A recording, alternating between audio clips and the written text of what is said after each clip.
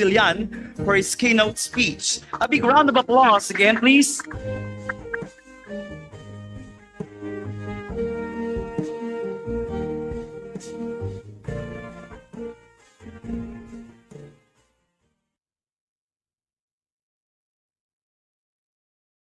Please be seated.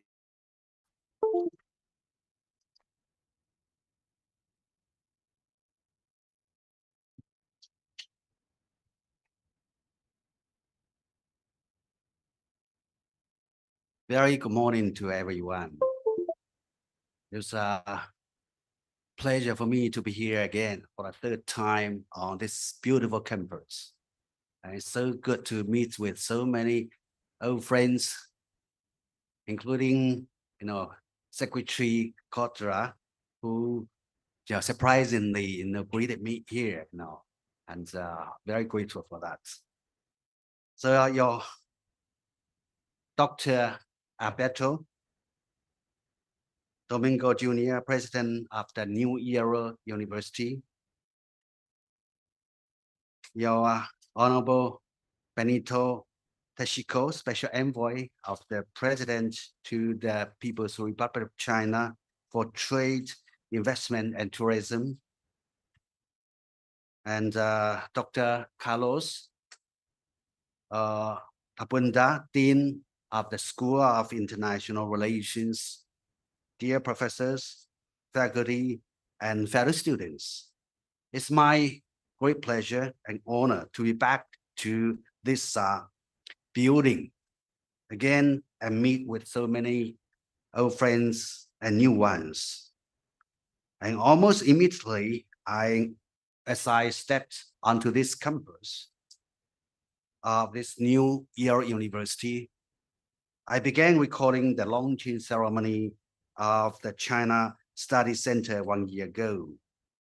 And I still remember, that's those young boys and girls singing the Filipino song and Chinese national anthem. I can tell you that, they have made greater progress, very great progress in singing Chinese national song in Chinese. That, I think that reflects also the progress which has been made by this center in the past 1 year.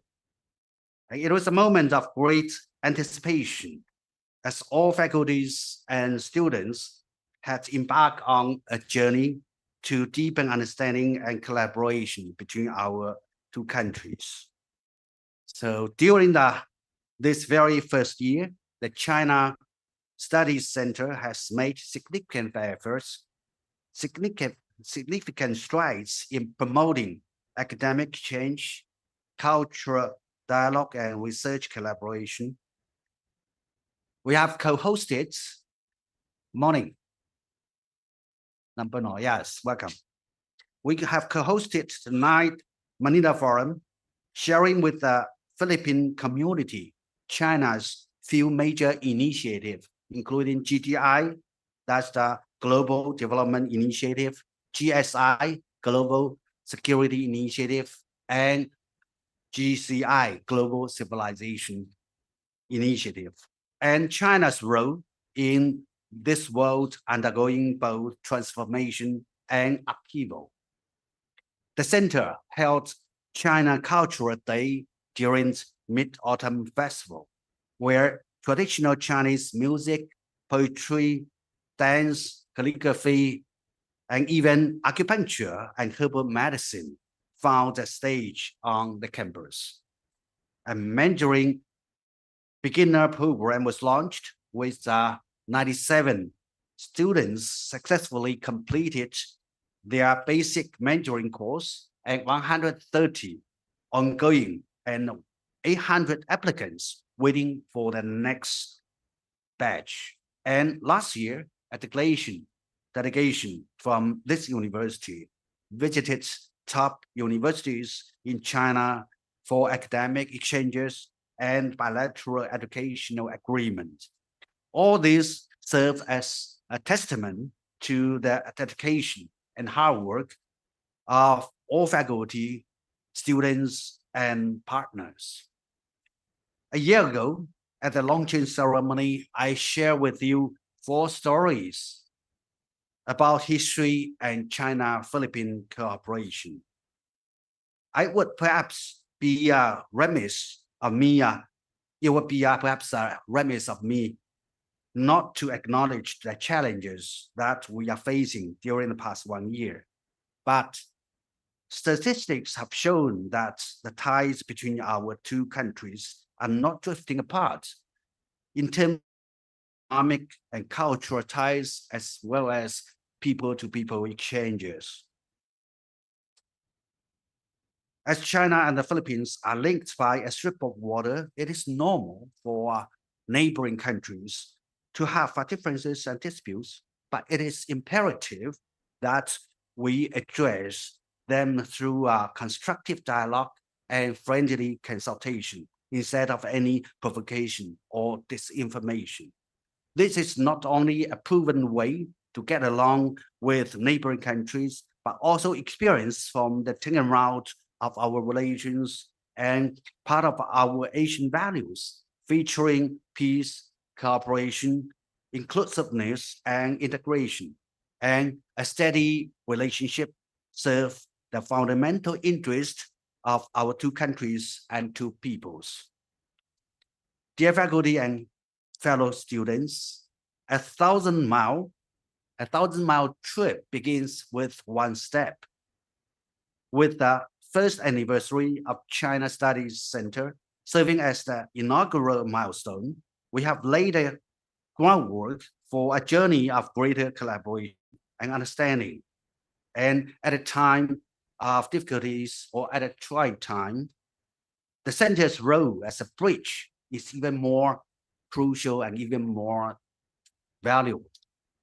It is my sincerest hope that you may continue to serve as the China-Philippines relations, to observe the China-Philippines relations from a wider and longer perspective and deliver fresh insights and innovative approaches to its future developments. To conclude, I wish the China Studies Center stronger growth and every success. Thank you, and mabuhay.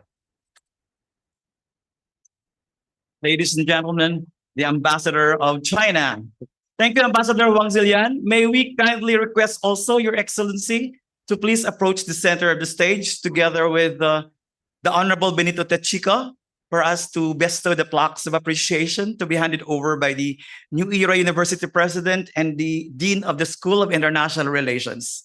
Please. Okay.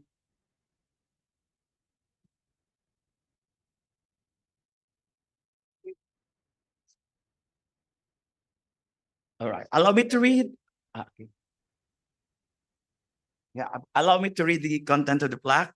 New Era University, Quezon City, Philippines. This plaque of appreciation is presented to Honorable Benito Techico, Special Envoy of the Republic of the Philippines to China for Trade, Investments, and Tourism, for sharing his valuable time and precious insights during the first anniversary celebration of the New Era University China Studies Center, given this 21st day of March 2024 at the New Era University. Signed, Brother Alberto R. Domingo Jr., University President, and of course, Attorney Dorothy Christine M. Orosa, Chairperson, Board of Trustees.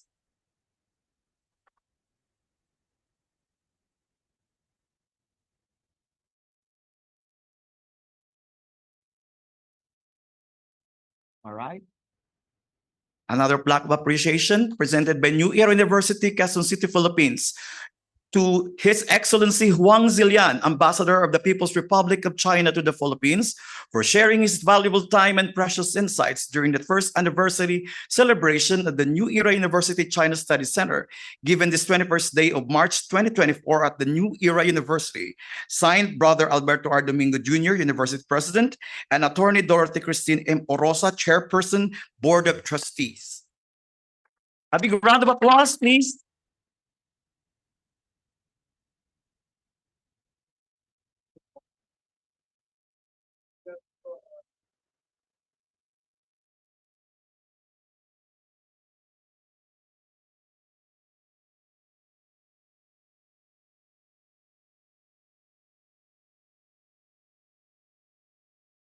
Okay, isang masigabong palakpakan ulit.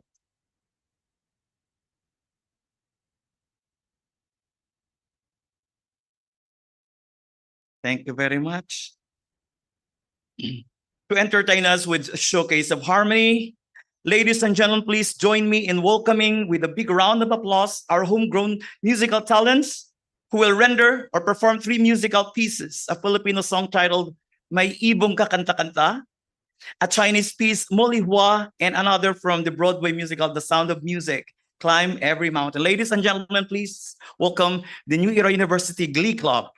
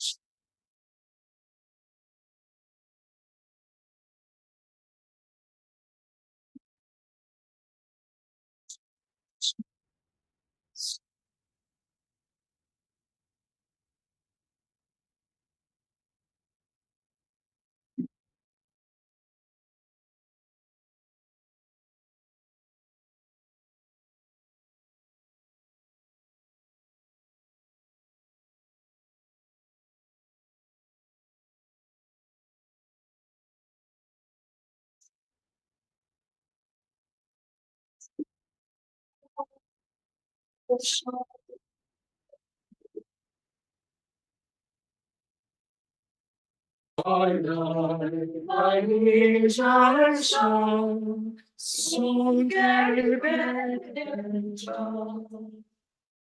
You are the morning wrong.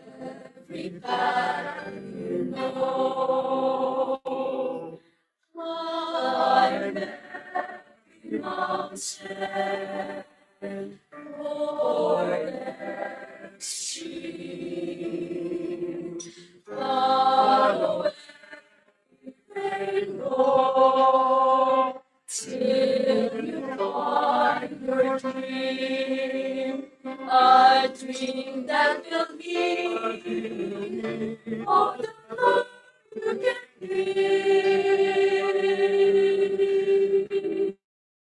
Every day of our sorrows,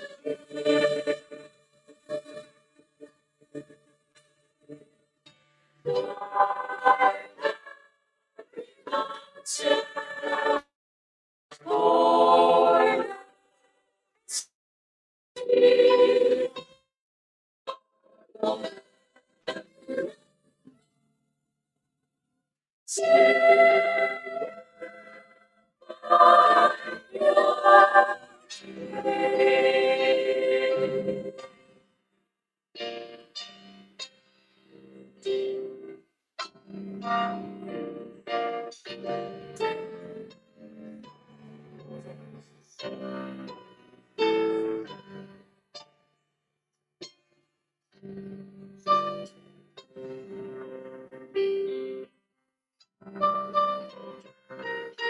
our dream that all you can be every day of your life. So let's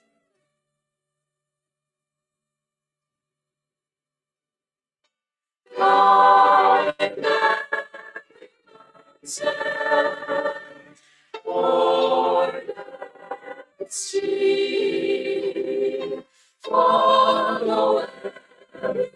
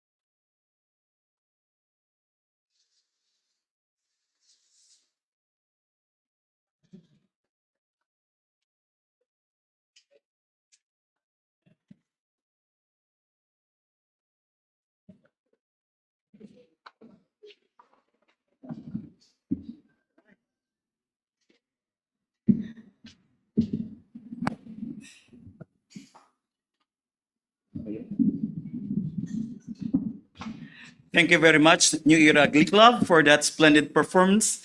Now, how should we not miss, of course, the performance of our guests from China? Of course, we have with us, and of course, we are very lucky to be able to witness the performance of another musical group. Okay, ladies and gentlemen, please help me in welcoming our performers, the Anhui Huangmei Opera.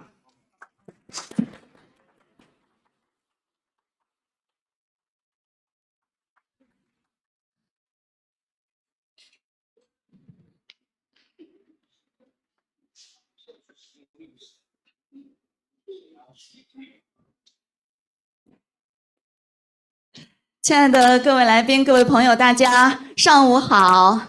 非常高兴能在中国驻菲律宾大使馆的组织下来到这里为大家演出。那么，首先将请大家欣赏到的是我们黄梅戏非常经典的一个传统小戏《夫妻关灯》。掌声有请国家一级演员张晓薇和国家二级演员何凤娇，有请。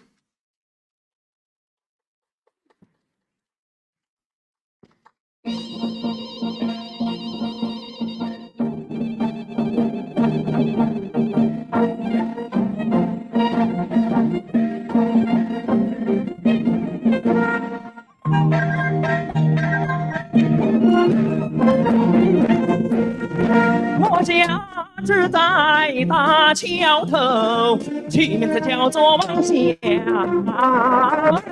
楼。天看得我先走，今年看灯又是我带头。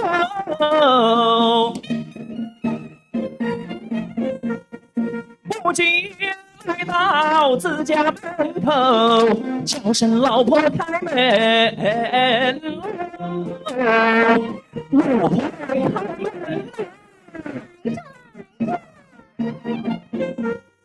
真郎啊也是让啊我，那王啊人笑呀呀叫。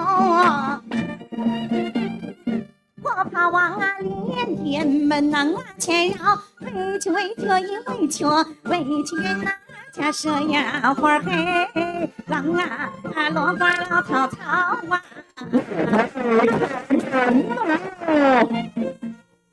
花开花谢什么花黄？红花黄，白花香，白花香，兰花兰香，白花白香香，自调二调自强。 我自打自唱自帮腔，一呼啷当呀呼啷当，瓜子梅花响叮当。委屈委屈委屈委屈人呐家这呀火黑，郎啊9月的菊花黄啊，老婆开门哦。黄花子牛，开门了，牛牛子欢，你开门栓。用手开门来开去，只见当家的转呐，转回还呐。老会看得到了，手带当家的出家门，随手带上两扇门，上为人是夫妻二人去看灯，有劳你们照应门，看灯回来再呀，再赶亲呐。急忙走，急忙行，不出来到汴梁城，夫妻二人成门进，抬起头来看呐，看花灯啊。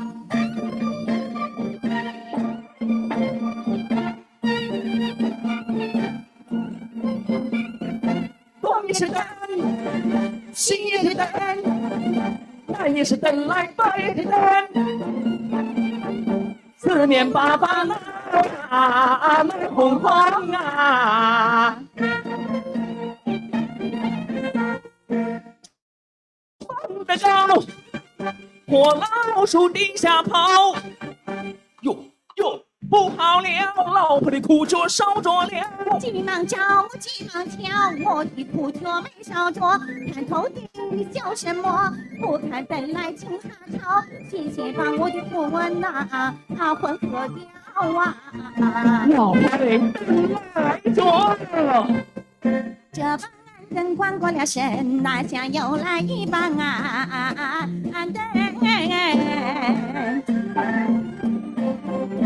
烧透了花灯一盏，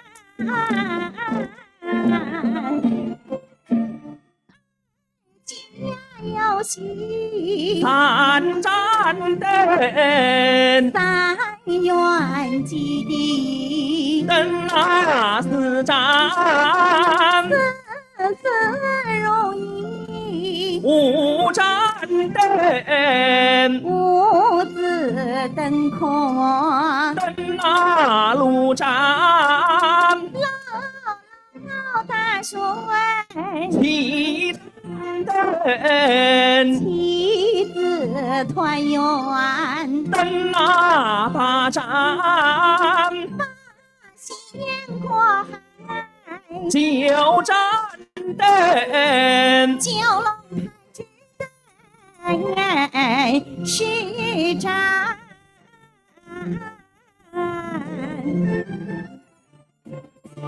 十全十美满堂。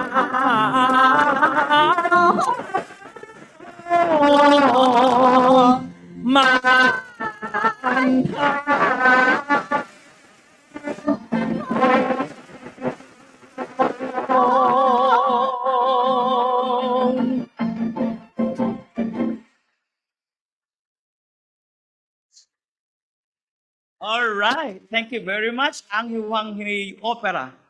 Okay, I think we still have another number. All right.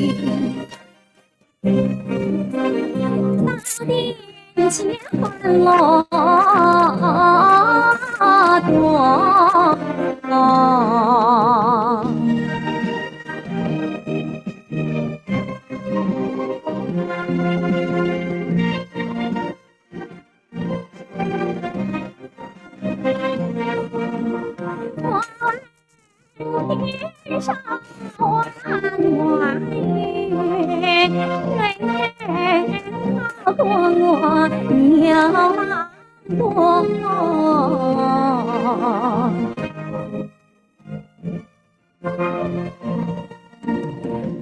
万里别老枫树，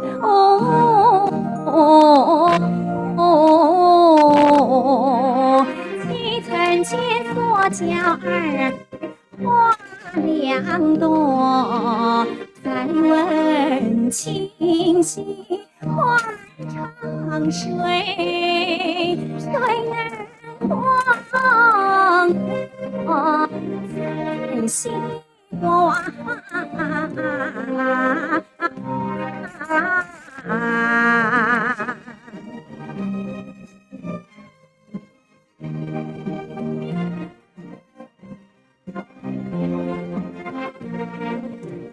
闻一闻瓜香心也醉，尝一尝杏果甜到心窝，听一听乡邻们嘘寒问喜，看一看花中人影无婆娑，何必愁眉长锁，我把时光蹉跎，到人间携手同修好生活啊！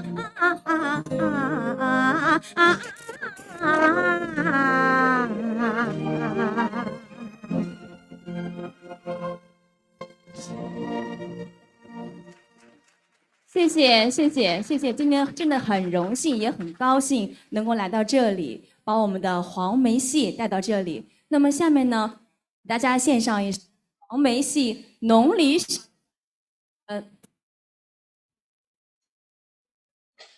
选段《一夜思念》，献给你们，谢谢。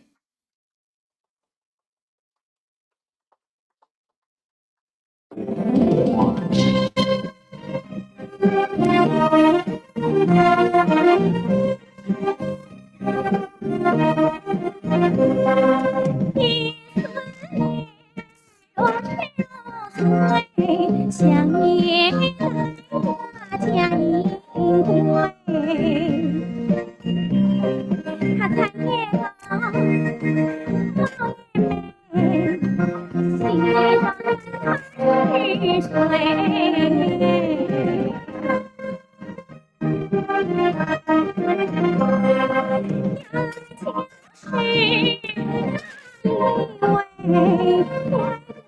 喜在共着心，笑着我的美。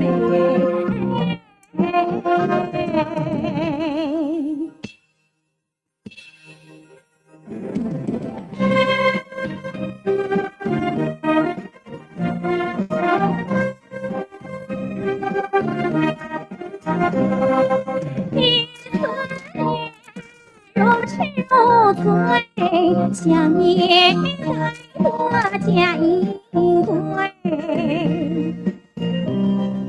他才也高，我也美，心里装着他是水。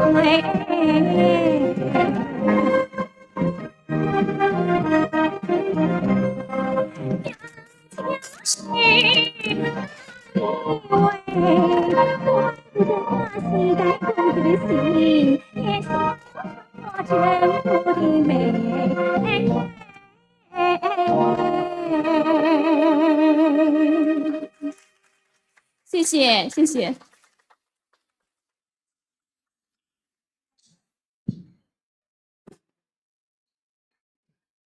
I'm a 黄梅戏 actress. I'm glad to see you all. Welcome to 安徽 music.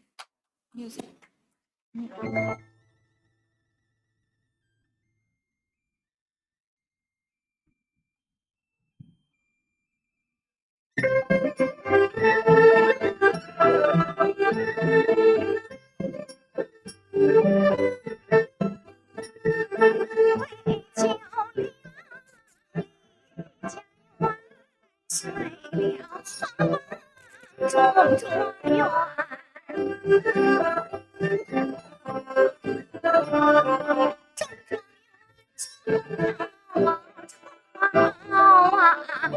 好心情啊！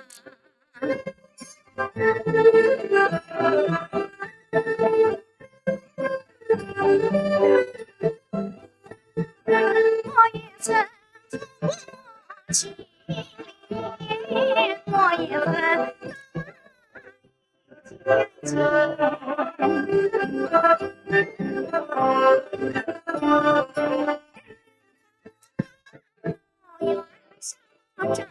啊找婵娟啊。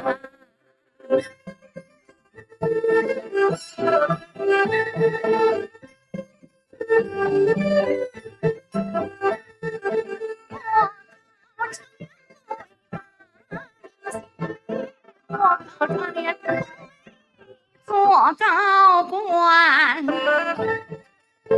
从此我太远。Thank you。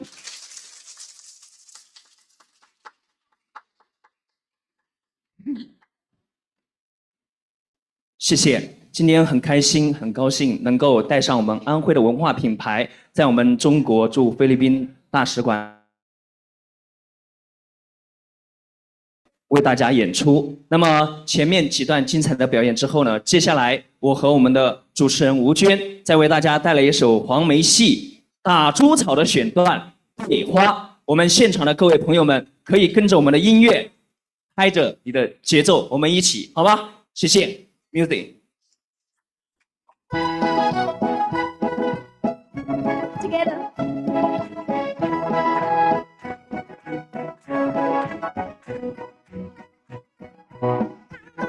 花谢百花，一对对到天下。流金梨子，打了一颗牙，开的什么花？么子，拿的什么粉？做的什么花叫做对呀，对呀，对，对上位叫做什么？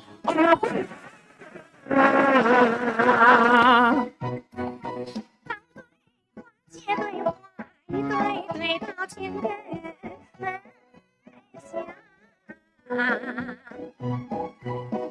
水梨子，发了一朵红杆子芦叶，结的是盒子，我的是本分，栽的是荷把。对呀，对呀，对呀，对上位叫做巧儿。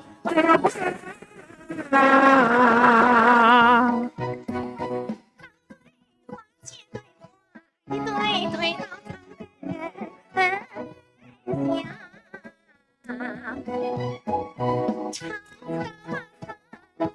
到爱采朵花，对呀，对呀，对呀，对上位叫做什么？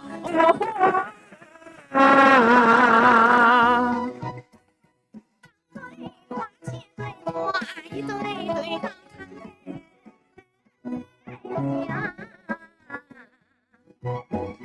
唱子大大伞，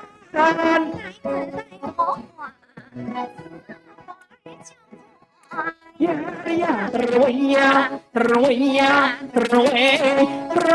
对上位叫做莲蓬。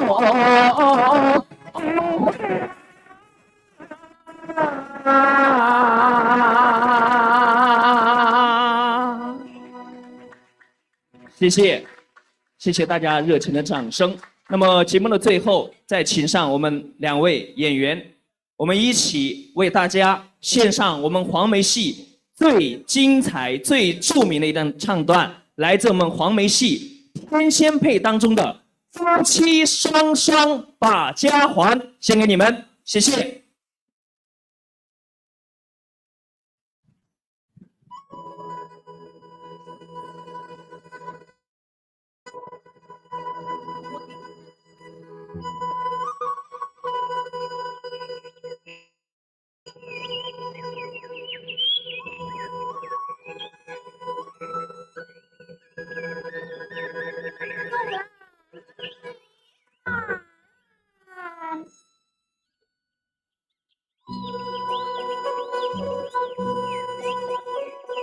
说上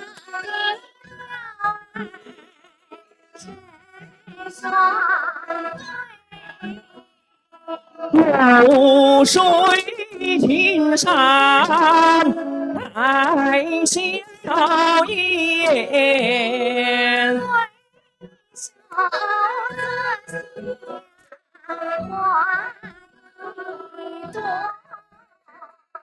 我与娘子戴把剑，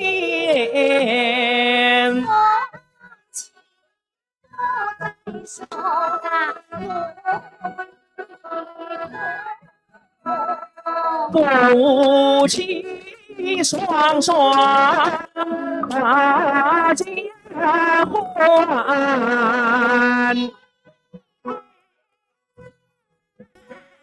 我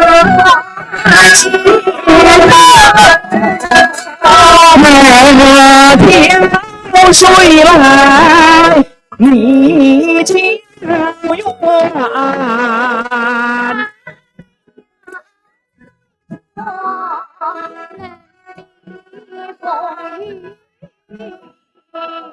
夫妻恩爱苦也甜。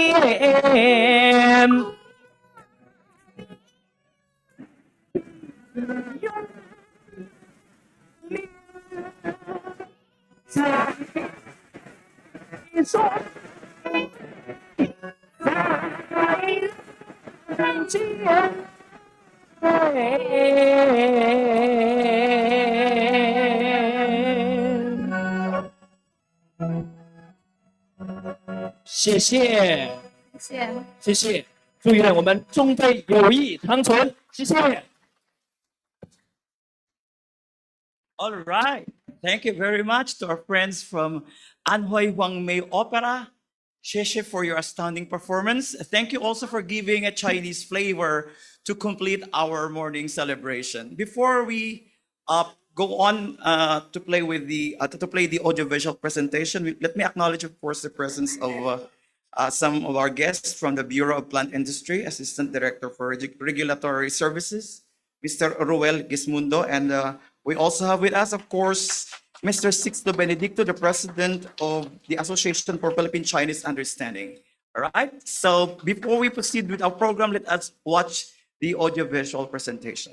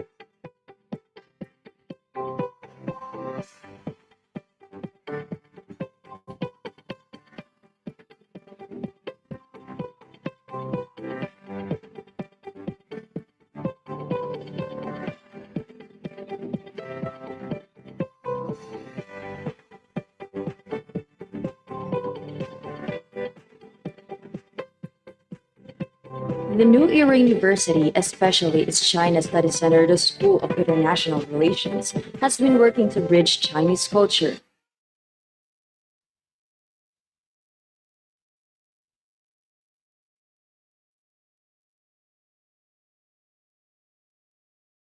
The New Era University, especially its China Study Center, the School of International Relations, has been working to bridge Chinese culture, literature, arts, philosophy, education, and history to a wider Philippine academic world. As it stands to progress is self-evident, as seminars such as the Philippine Chinese Immigration Seminar that took place on February 21, 2024 at the SOM building, wherein it was to discuss the history, economics, and immigration between both Filipinos and Chinese. The New Era University, especially its China Study Center, the School of International Relations, has been working to bridge Chinese culture. On March 18, 2024, the New Era University hosted a tour for the deans and school staffs of Chinese universities throughout the school campus, allowing future cooperation, people-to-people exchanges, and such. And on this day, the New Era University will be holding another Manila Forum, wherein the Chinese ambassador to the Philippines, Wang Zilian, would bear witness to the anniversary of the China Study Center that was launched a year ago, bringing a new platform for wider understanding of Chinese culture.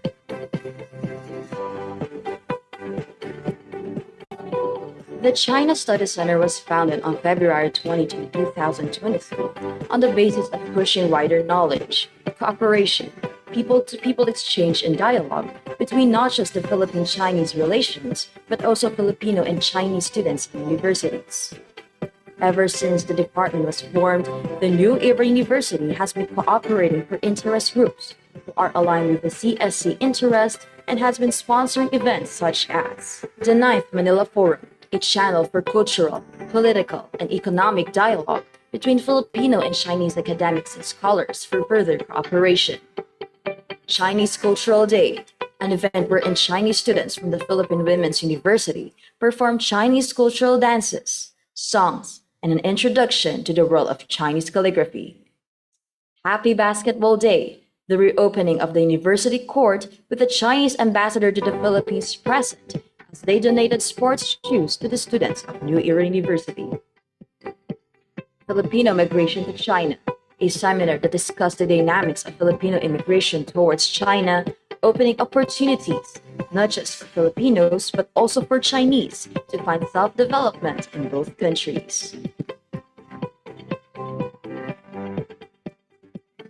Cultural, political, and economic dialogue, the China Study Center under the New Era University would serve as the bridge for further cooperation, not just between universities, but also for wider awareness of Filipino-Chinese cultural heritage, history, ties, and relations. Though the ties are rough, under this department, there will be a framework for understanding between both nations.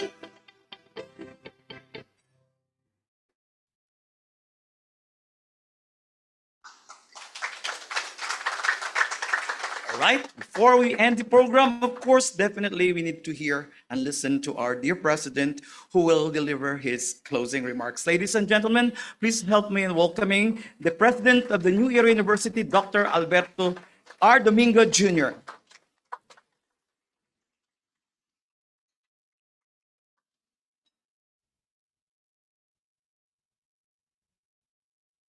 Thank you so much, Professor Noe Pubadora. We are truly honored in this event commemorating the first year anniversary of the New Era University China Studies Center, which we have established last February 17, 2023. Of course, with the presence then of His Excellency Wang Zilian, the Ambassador of the Republic of China to the Philippines.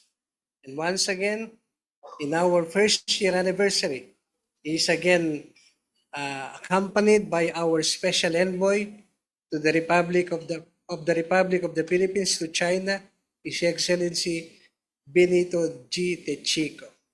Let us give our gentleman a big round of applause. On behalf of the university, we also acknowledge the chairman of the APCU, Attorney Lambino, and the president of the APCU, Mr. Benedicto, and all the other members of the Filipino-Chinese community who are around in order to attend the next event that we shall be holding also in this hall, the 11th Manila Forum. And we also acknowledge the presence of our vice presidents, Vice President Sani Reyes, VP for Administration, Vice President Simonet Leoncio for the Academics, and all the other deans, especially those who are housed in this School of Management building. I see in the crowd the Dean of the College of Education also, Dr. Liwayway, Brother Elmer Muhar of the College of Engineering and Architecture, of course, Dr. Mel Mananghaya of the College of Business Administration, and all the other deans, directors of the university. Magandang umaga po sa inyong lahat. Good morning to each and every one of you. Of course, what we have witnessed contained in the audiovisual presentation manifest the sincerity, and dedication of the New Era University School of International Relations, led by the energetic Dean Dr. Carlos C. Tabunda, in advancing the cause of this university, specifically focused on the China-Philippines relationship. Palakpakan po natin si Dr. Carlos Tabunda of the School of International Relations. We also acknowledge the University Minister, Brother Ricardo Carpio. Gandang umaga po, sir. We ascribe the success of the New Era University School of International Relations and the Chinese Studies Center to our Lord God Almighty for His blessings that He has showered to this university. Of course, the university operates and was established under the auspices of the Iglesia ni Cristo. That's why we also acknowledge all the support that is funneled to us through the Board of Trustees by our beloved Executive Minister, Brother Eduardo V. Manalo. Maraming salamat po sa ating pamamahala and the Board of Trustees of the university. And so, we also like to congratulate all the faculty members of the School of International Studies, specifically those assigned to realize all the activities that we have seen contained in the video. As what was mentioned by our good ambassador, for only a span of 1 year, we have achieved so much. If you will analyze the contents of the video in all fronts, we are trying to perform our role in preserving the understanding between China and the Philippines. We have started in the academic front by sending our delegates to the responding to the invitation of the Chinese universities. And then last Monday, it was the turn of our Chinese friends. There are specifically 35 universities represented by the different academic officials, led by our special envoy to the China, Brother Benny Techico. We exchanged so many pleasantries, and they left us with so many memorabilia that we already sent to the Board of Trustees to be shown to our beloved Executive Minister. So on behalf of the university community, thank you so much to our Chinese friends.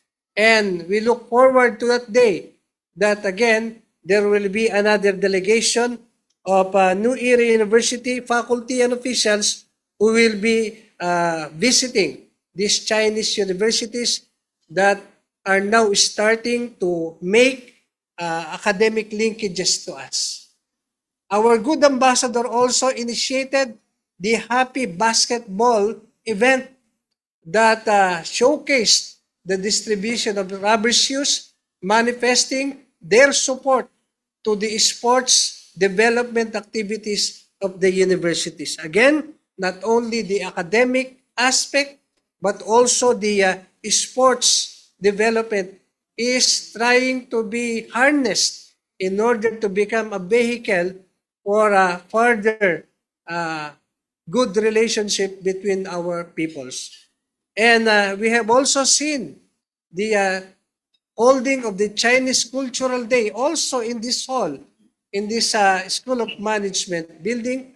And we have seen not only the performances of the university choir rendering Chinese songs, rendering the national anthem of the China, but also our local songs. We have witnessed also, and as they perform, the good ambassador is sharing to us. Probably some of us do not understand the message behind the performances of our very good and outstanding Chinese opera singers. Palakpakan po natin sila. Thank you so much for sharing to us those beautiful songs And the first performance, according to our ambassador, is about the husband and wife appreciating the Lantern Festival. Yun po ang, that is behind, the message behind. And the other performances is about showcasing how to develop and also preserve the relationships between the husband and the wife. So it is aligned with our Christian culture and values so much that it was rendered to us by the outstanding performance of our opera singers. Again, thank you so much. Maraming salamat. And then going back to the Chinese Studies Center that is already celebrating its first year, from its establishment to this moment, the center has been an active entity of the New Era University in organizing various activities from the 9th Manila Forum that we have witnessed. It was held in the other building of the university, specifically in the Professional Schools building. We are now holding the 11th Manila Forum. And that is our manifestation of the sincere and supportive stance of the administration of this university in so far as building the gap and harnessing the good relationship between China and the Philippines.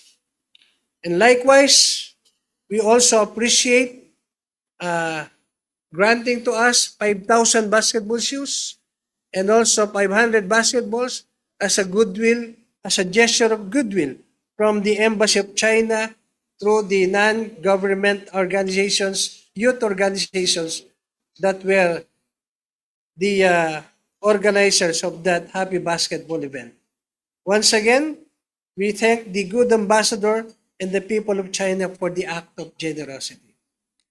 And we do hope that in due time, such acts of hospitality will lead to research collaborations in order to sustain the academic exchanges that we had last Monday with the various university officials of the 35 Chinese universities that visited the New Era University campus. And hopefully, the faculty and student exchanges will further propel the good relationship between our two peoples.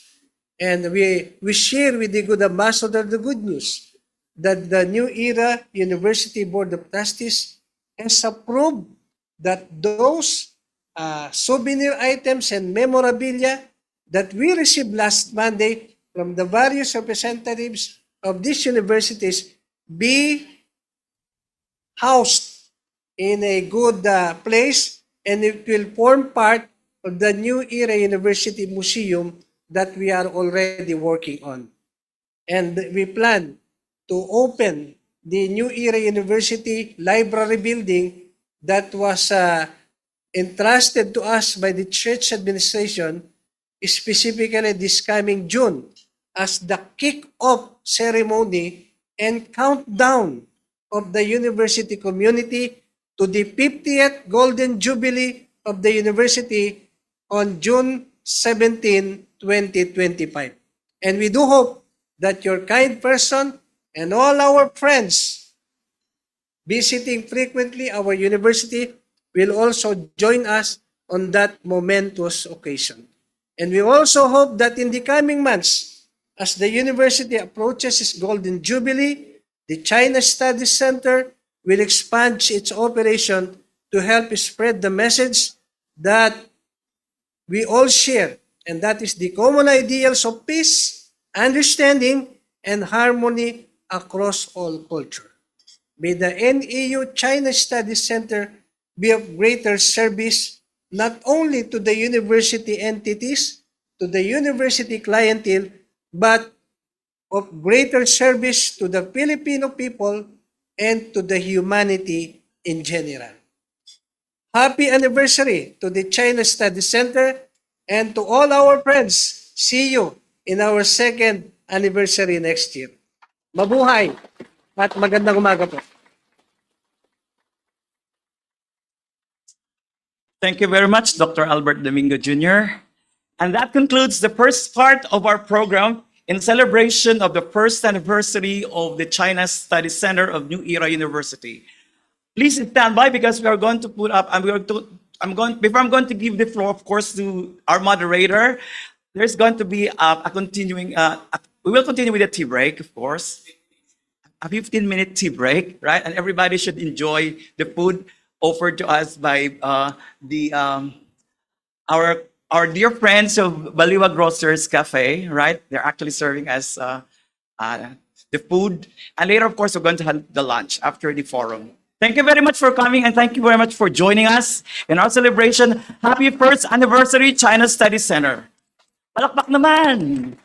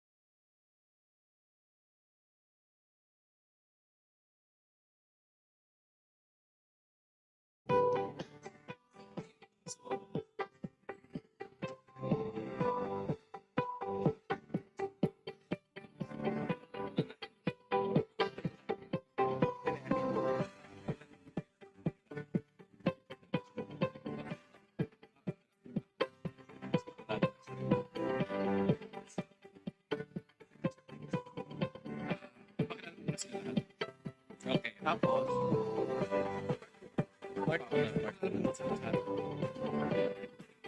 Yeah, yeah.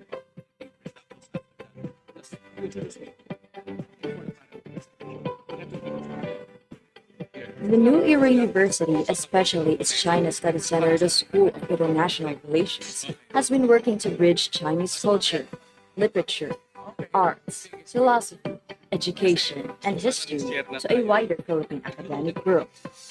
As it stands to progress, it's self-evident as seminars such as the Philippine Chinese Immigration Seminar that took place on February 21, 2024 at the SOM building, wherein it was to discuss the history, economics, and immigration between both Filipinos and Chinese. The New Era University, on March especially 18, its China Study Center, the New Era University hosted a tour for the deans and school staffs of Chinese universities throughout the school campus, allowing future cooperation, people-to-people exchanges, and such. And on this day, the New Era University will be holding another Manila Forum, wherein the Chinese ambassador to the Philippines, Wang Zilian, will bear witness to the anniversary of the China Study Center that was launched a year ago, bringing a new platform for wider understanding of Chinese culture.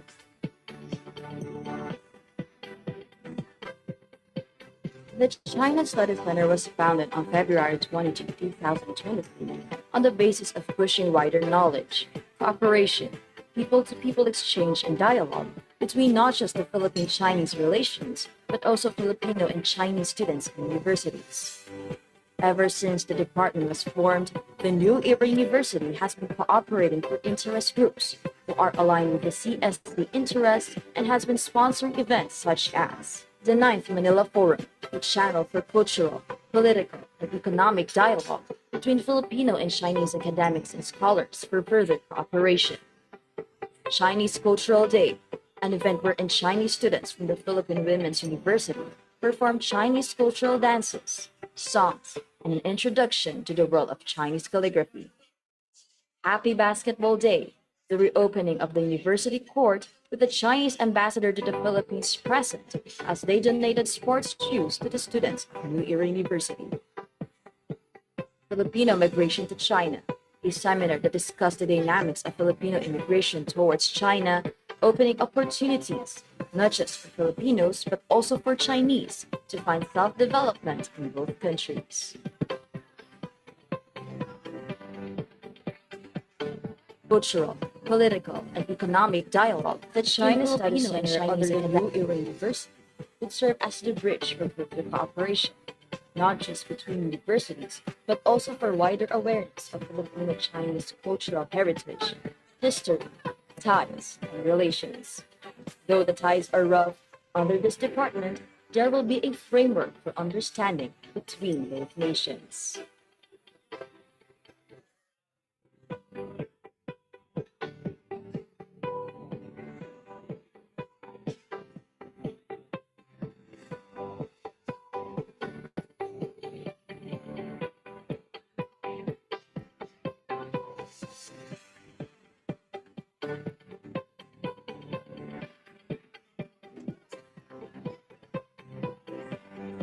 The New Era University, especially its China Study Center, the School of International Relations, has been working to bridge Chinese culture, literature, arts, philosophy, education, and history to a wider Philippine academic world.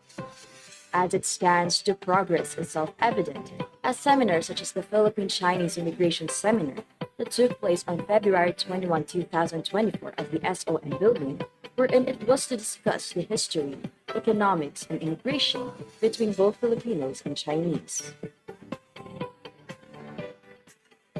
The New Era Recently, University, on March especially 18, its China Study 2024, Center, the school, the New Era University hosted a tour for the deans and school staffs of Chinese universities throughout the school campus, allowing future cooperation, people-to-people exchanges, and such. And on this day, the New Era University will be holding another Manila Forum, wherein the Chinese ambassador to the Philippines, Wang Zilian, would bear witness to the anniversary of the China Study Center that was launched a year ago. Ladies and gentlemen, may Wider understanding we of request Chinese everyone to culture. please settle down because we're going to start the second part of our events this today.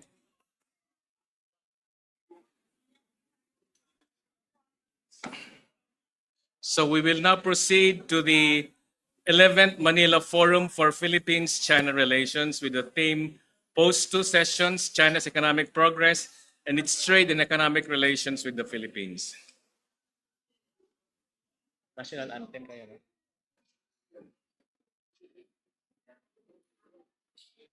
But before we proceed, allow me to recognize one of our good friends here at the China Studies Center and who has provided us with the Chinese language teacher, Dr. Lourdes Nepomuceno. She's the executive director of the Confucius Institute, University of the Philippines. They are one of our good partners at the China Studies Center. And she promised to provide us several more Chinese language teachers. Thank you very much, Dr. Nepomuceno.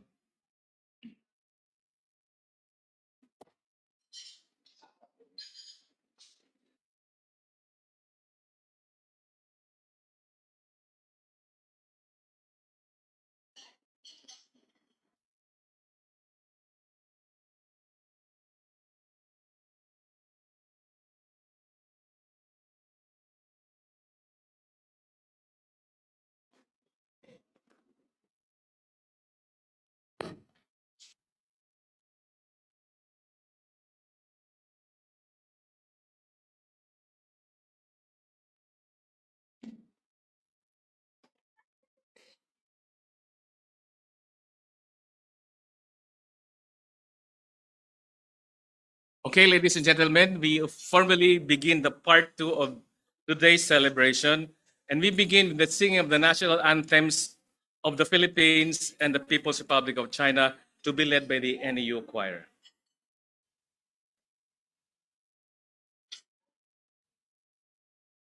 May we ask everyone to please stand up for the singing of the two national anthems.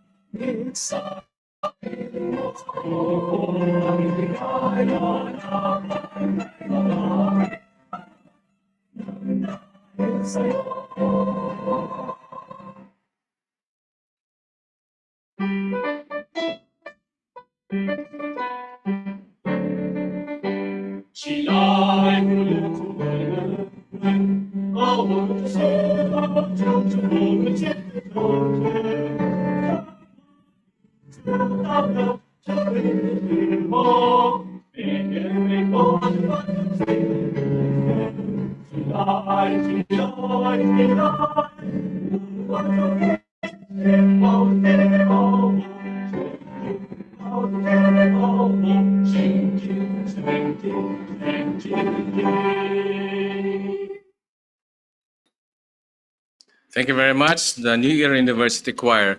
For those, you may now sit down. For those who attended this morning's earlier event, the first group that sang was the New Era University Glee Club, and this one now is the New Era University Choir. Okay, New Era University Chorale. Okay, to start off the program, we're calling on the president of the New Era University to deliver his opening remarks, President Dr. Alberto R. Domingo Jr.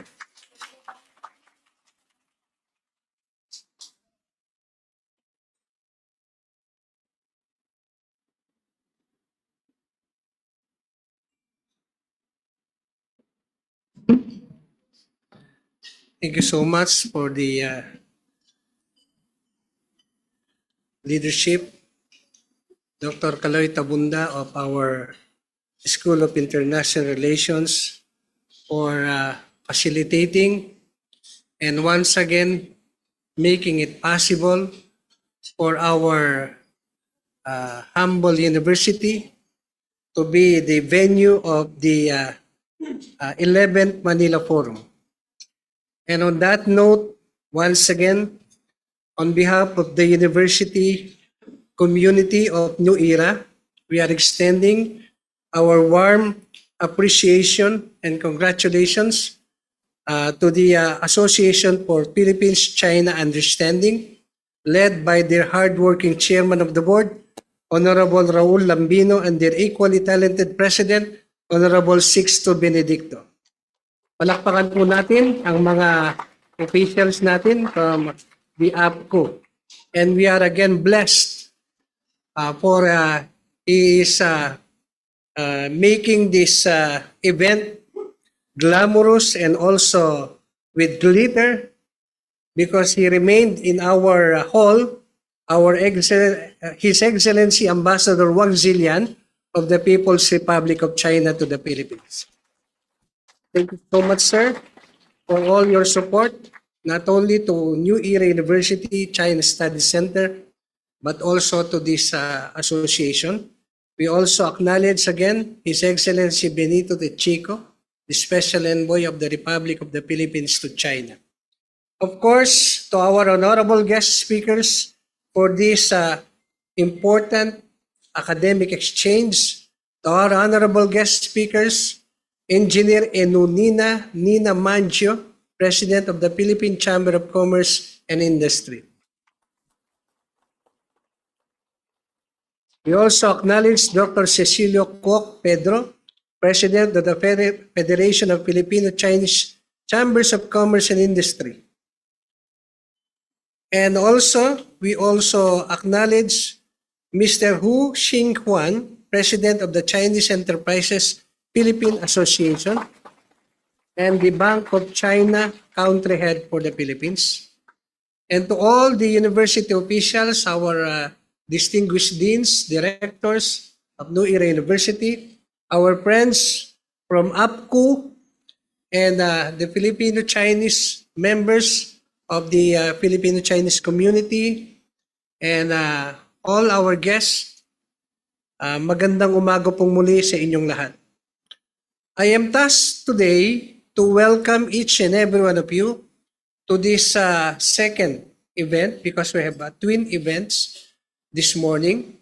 First, a while ago, we have held the celebration of the first year anniversary of the China Study Center. And now, we are hosting again the 11th Manila Forum sponsored by the Association for Philippines-China Understanding, or APCO. I was reminded of that grand and elegant 50th anniversary celebration of APCO that was held a weeks ago. And thank you for inviting New Era University, not only the university choir, but also the NEU Rondalia to perform in that grand celebration of APCO. Palakpakan po natin ang APCO. We recognize that these fora that are sponsored by APCO and wherein New Era University had its part, we are also the venue of the 9th Manila Forum held last year rather, at the Professional Schools building. And now we are again selected as venue of this 11th Manila Forum. We recognize that these undertakings are aimed at informing the Filipino populace on the positive work that our neighbors across the seas has done for our country, the Philippines. On behalf of the university, we thank you for making us part of these noble undertakings for the second time to be the venue of these important gatherings.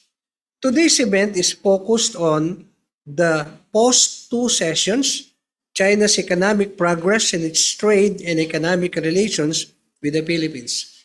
It is very clear that China is one of the biggest economic partners that the Philippines have ever had.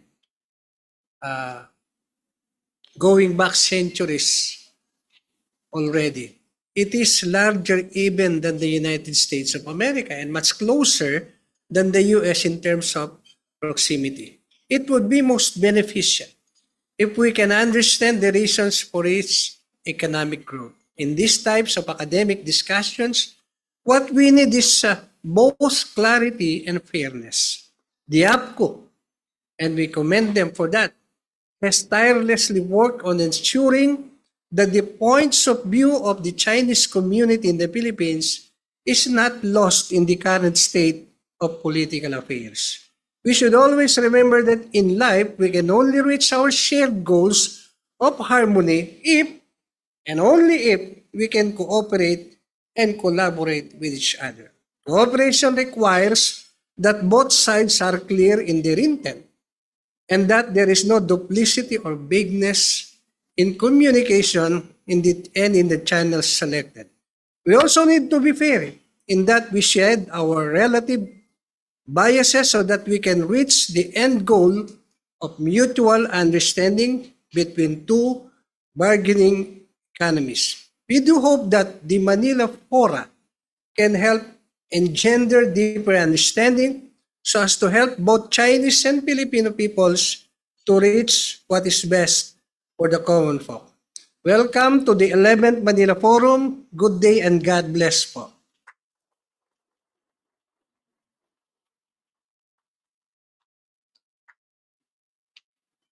Thank you very much, President Domingo.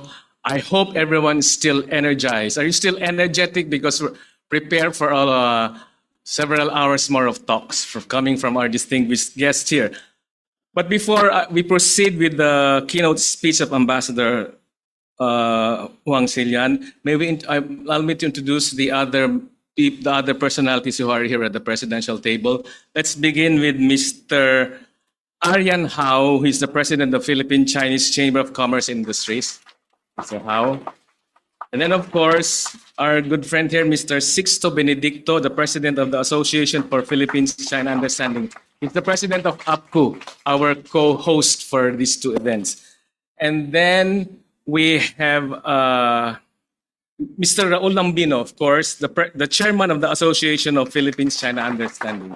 He has been our constant friend here at the China Studies Center of the New Era University. And then actually, Mr. Hu Xingquan, please. Okay, thank you very much. He's the president of Chinese Enterprises Philippine Association and the country head of the Bank of China Hong Kong Limited Manila branch. Okay, so at this point, we will be honored once more to hear the keynote speech coming from our special guest here, the Ambassador of China to the Philippines, His Excellency Huang Zilian.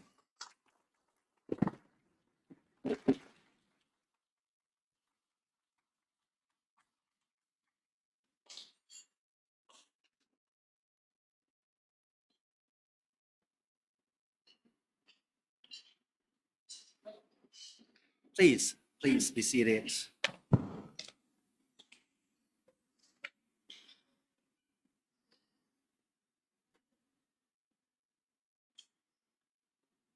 Honorable Alberto Domingo Jr., President of the New Era University.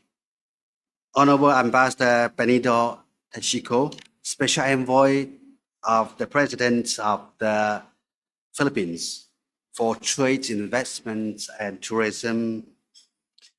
Honorable Raul Lambino, the Chairman of APCU and Honorable Sector Benedicto, the President of the APCU, and Honorable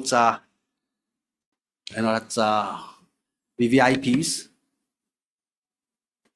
all distinguished guests, ladies and gentlemen, good morning to you again.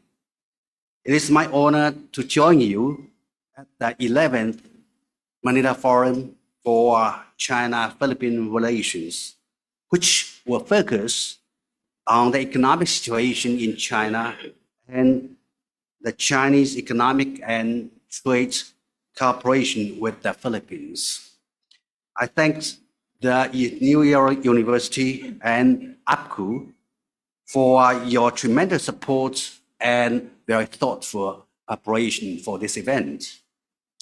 As you all know, back in China, we just concluded the annual plenary sessions of the National People's Congress and of the Chinese People's Political Consultative Conference last week. We called it as 2 sessions. That's one of the most important events, political events in China every year. The 2 sessions have been followed closely by the international community, including friends from the Philippines. From the 2 sessions, one may feel the resilience and vitality of Chinese economic and social development, may get the idea of China's confidence in facing challenges and forging ahead, and will witness China's action of sharing development opportunities and a commitment to working together with the rest of the world. The center of all this attention is China's economy, and to help you to better understand the economic situation in China, I would like to share with you 3 key features or 3 key words on China's current economic situation. The first is the 5% growth target. The Chinese government proposes an expected growth target of around 5% for China's economy in 2024. 5% of China's GDP means almost $900 billion. So this increase is equivalent to the twice the size of the GDP of the Philippines. The figure is not only higher than the previous IMF and World Bank forecast for China, but also far exceeds the IMF's growth forecast for the US and EU and other major economies. Some international media suggest that in a world of uncertainty, China's ambitious target of 5% growth rate demonstrates its strong economic resilience, vitality, and potential. In support of such a projection, the Chinese economy has been showing a growing number of positive factors since beginning of this year. During the Chinese New Year holiday last month, there were 2.29 billion cross-region trips, with domestic tourists spending more than 632 billion renminbi yuan, an increase of 7.7% on a comparable basis than the same period in 2019. In the first 2 months of this year, the January and February, China's total trade in goods, foreign trade in goods, hit 6.61 trillion yuan, a year-on-year increase of 8.7%. As China's economy grows with such a sound momentum, stability and confidence will be injected into the development of the world economy. The second is new quality productive forces. China's development is not only characterized by growth in quantity, but also by improvement in quality. Emerging industries are flourishing in China. Green transformation has yielded remarkable results, and new demands and new forms of business have occurred. And new quality productive forces are being formed quickly, even more than what have been expected. The important notion of new quality productive forces guides the Chinese economy to break new ground. When attending the deliberation during the two sessions, President Xi Jinping stressed that we should stay committed to the priority of high quality development and develop new quality productive forces based on local conditions. For the first time, it is put forward in the government work report this year that we should strive to modernize the industrial system and develop new quality productive forces at a faster pace. Last year, the export of the new trial, namely the EV, electric vehicle, the lithium-ion batteries, and photovoltaic products exceeds 1 trillion renminbi yuan, a year-on-year increase of 30%. Last year also witnessed accelerated development of digital economy, with half of our population using 5G. The application of international patents by Chinese applicants through the Patent Cooperation Treaty topped the world for 4 consecutive years. The new quality productive forces have taken shape and strongly boosted and supported high quality development. I would like to kindly remind, this is the new phenomenon in China. We call it that high quality forces are being shaped much faster than expected. The third is high level opening to the outside world. New ways to expand higher standard opening up showcase China's resolve to share opportunities with the world. Against the backdrop of a global downturn in cross-border investment and increasingly fierce international competition in attracting capital, foreign investments flowing into China in 2023 remain in the realm of trillion of renminbi yuan, the third highest ever in history. The total tariff level in China has lowered to 3.7%. It's equivalent to that of the developed members of the World Trade Organization. The negative list of excess of foreign investments to China has been reduced to below 31 items. With full openness in the manufacturing industry and the opening up of the service industry accelerated, the Chinese return on foreign investment still ranks among the top in the world. Going forward, China will actively align with high standard international economic and trade rules, steadily expand institutional opening up, promote steady improvement in both quantity and quality of foreign trade, and redouble efforts to attract foreign investments. In last January alone, 4,588 new foreign invested businesses were established in China, which marks an increase of 74.4% on year.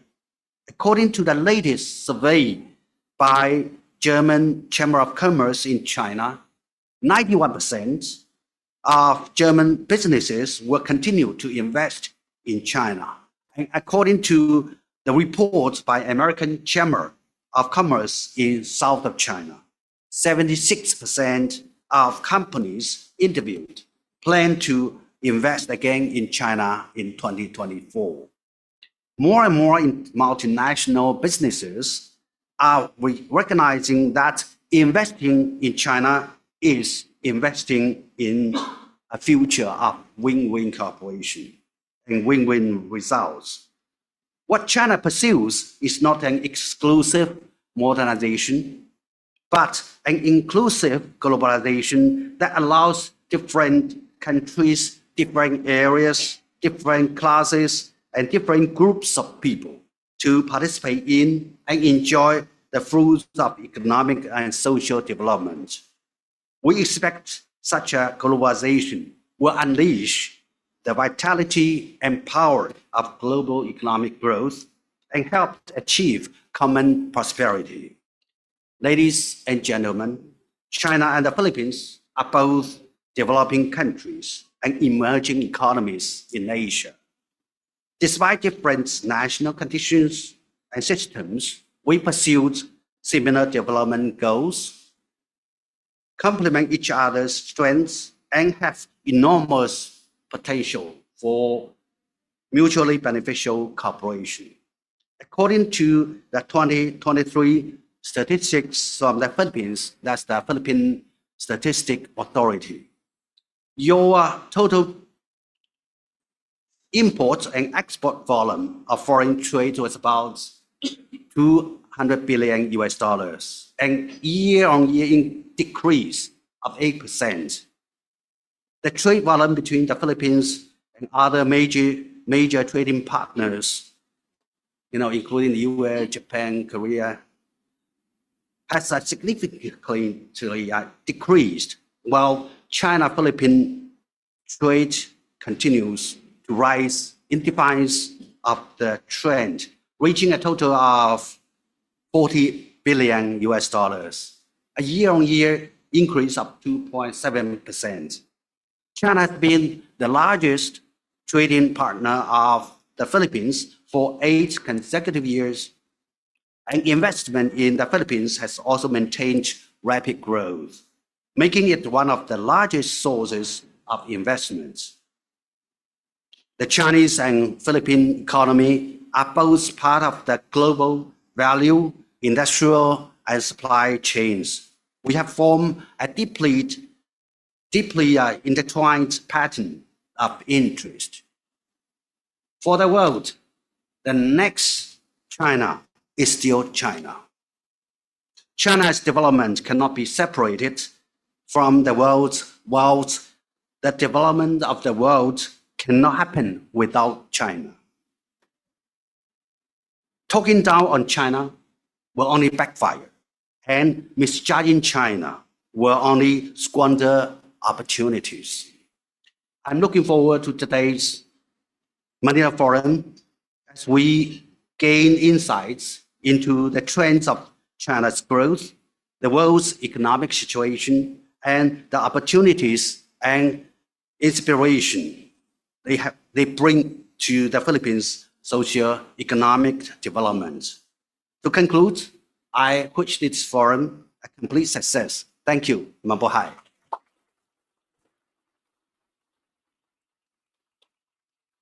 Maraming salamat and mabuhay to you too, His Excellency Ambassador Wang Zilian.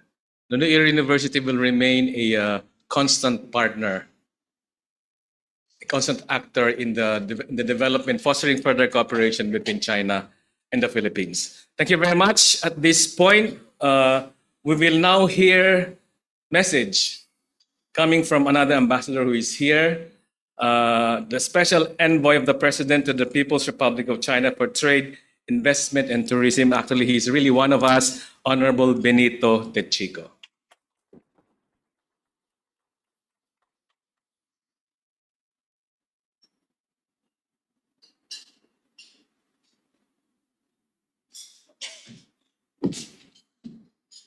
morning again. His Excellency Huang Zidian, Ambassador Extraordinary and Plenipotentiary of the People's Republic of China to the Republic of the Philippines, Honorable Rolando Valeriano, I saw him a while ago here, and Mr. Alberto Domingo, President of New Era University, Mr. Raul Lambino, Chairman of the Association for Philippines-China Understanding, Mr. Sixto Benedicto, President of Association for Philippine-China Understanding, Ms. Yunina Mangyo, hope I pronounced it right, President of Philippine Chamber of Commerce and Industry, Mr. Arian Hao, President of Philippine Chinese Chamber of Commerce and Industries, Mr. Hu Xin-Shen, President of Chinese Enterprise Philippine Association. Distinguished guests, everyone who have shown interest by joining us in this forum about China's economic progress and its trade and economic relations with the Philippines. Ladies and gentlemen, good afternoon. Good morning, sorry. First and foremost, I would like to express my sincere appreciation to all the participants, organizers, and sponsors who have made this forum possible. Your commitment to fostering intelligent discussion and cooperation between our two nations is vital in shaping the future of our bilateral cooperation. As two significant players in Asia-Pacific region, the dynamic between China and the Philippines hold immense significance not only for our respective nations, but also for the broader global landscape. Today, we gather to delve into the multifaceted aspect of this relationship, exploring the economic synergies and potential avenues for collaboration. China has been a steadfast trading partner of the Philippines, being our top export market destination and import source for the past 5 years. Being one of our most reliable partners, the two sessions in China serves as a pivotal moment in shaping the country's economic trajectory. As we reflect on the outcome of these sessions, it becomes imperative to delve into the intricate dynamic of China's economic progress, as well as its profound implication on its trade and economic relations with the Philippines. China's economic policies place a significant influence on its trade and economic relation with the Philippines. The two sessions in China is particularly focused on President Xi Jinping's economic agenda of using technological innovation to enhance productivity and investing in manufacturing to strengthen self-reliance, and structural reforms are visibly the cornerstone of China's economic agenda.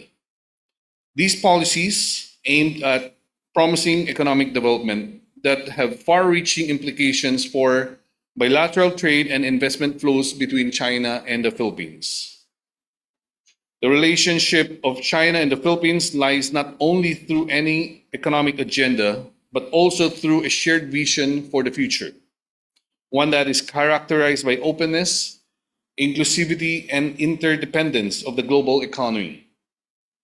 These aspirations were also emphasized during the two sessions as both nations understand the immense potential that lies in embracing globalization. It becomes not only a means of driving economic growth, but also a pathway to fostering cultural exchange, innovation, and mutual understanding. China, as a global economic powerhouse, has long been a proponent of openness and free trade. Similarly, the Philippines has recognized the importance of economic openness in driving sustainable development and improving the lives of its citizens. Looking ahead, the future of China and the Philippines is still promising. Both nations complement each other and at the same time share aspiration of prosperity. There is so much potential in the areas of infrastructure, energy, and technology that China and the Philippines can both unlock new avenues for economic growth and development. In the private sector, we continue to witness a surge in collaboration among Filipino and Chinese across various sectors, including infrastructure, energy, agriculture, manufacturing, and EV industries. We are already seeing a glimpse of what the two post-session landscape has to offer into the evolving dynamics of China's economic progress and its regional partnership.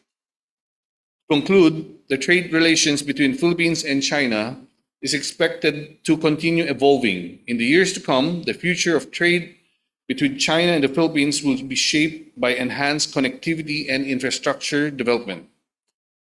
Driven by mutual interests and the broader dynamics of global economic integration, opportunities to deepen and diversify the economic partnership between China and the Philippines are boundless. Let us continue to work together towards building a relationship based on mutual respect, understanding, and cooperation. Let us also engage in more insightful discussion and exchanges to better understand the intricate interplay between these two nations and the implications for regional stability and prosperity. And in the years to come, I look forward to seeing the outcomes of our discussion and the positive impact they will have on our nation's relations. Thank you very much. Thank you very much, Ambassador Tichico, and for being a constant partner of the New Era University. Okay, ladies and gentlemen, we now go to the next message, this time coming from the President of the Philippine Chamber of Commerce and Industry. Allow me to give to you Consul Enonina Mangjo. Thank you very much.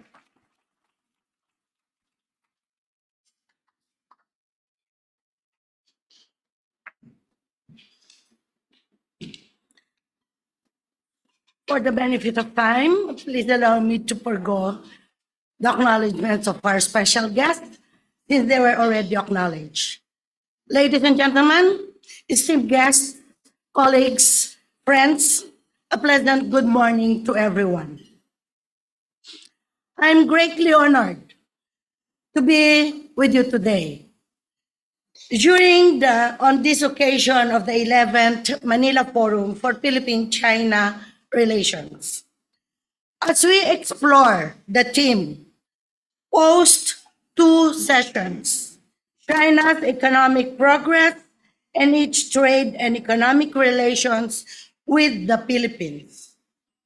Let me stress that we in PCCI are cognizant of the boundless opportunities to continue to intensify the rich people-to-people exchanges and the trade and investment relation between our two countries. Over the years, PCCI has been actively collaborating with our counterparts from China. Just last year, PCCI signed two cooperation agreements, namely the Denzhou New Industrialization City, Construction and Promotion Center of China, and the China Council for the Promotion of International Trade, Jiangsu Sub-Council. This formal agreement highlighted initiatives aimed to boost collaboration between the PCCI and our Chinese counterparts by establishing active lines of communication and enhanced partnership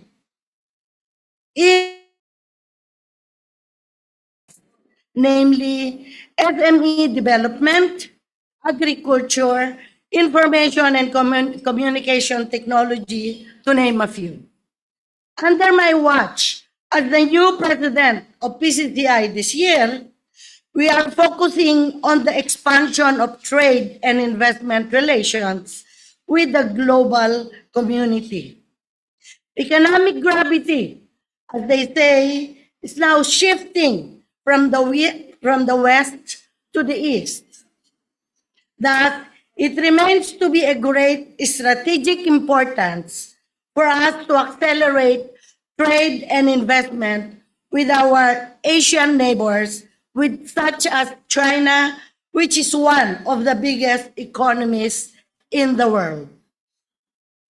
However, my dear friends and colleagues, attracting foreign direct investment and encouraging local firms to penetrate export markets and participate in value chain entails an efficient regulatory environment.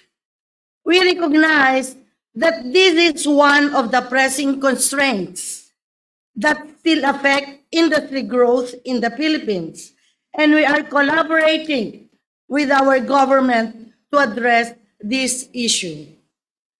Some very important of this, just at least to name a few, as we pushed for the necessary reforms, such as the Ease of Doing Business Act, Executive Order on constituting green lanes for the strategic investment, and the Corporate Recovery and Tax Incentive for Enterprises Act, known to us as CREATE, that to lowers income tax of both local and foreign businesses in our country.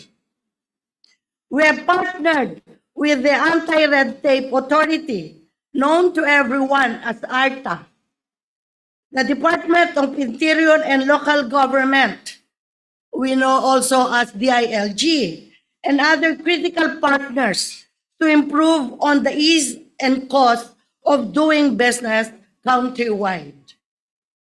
We are one of the prime movers of the Buklod Bayani Coalition, engaging with the ARTA, DILG, and the Department of Information and Communication Technology, the Department of Labor and Employment, and other concerned agencies to create a nurturing environment for the investment and innovation. This coalition is focused on enhancement of regulatory governance through the digital transformation of national agencies to eliminate unnecessary bureaucracy and streamline processes.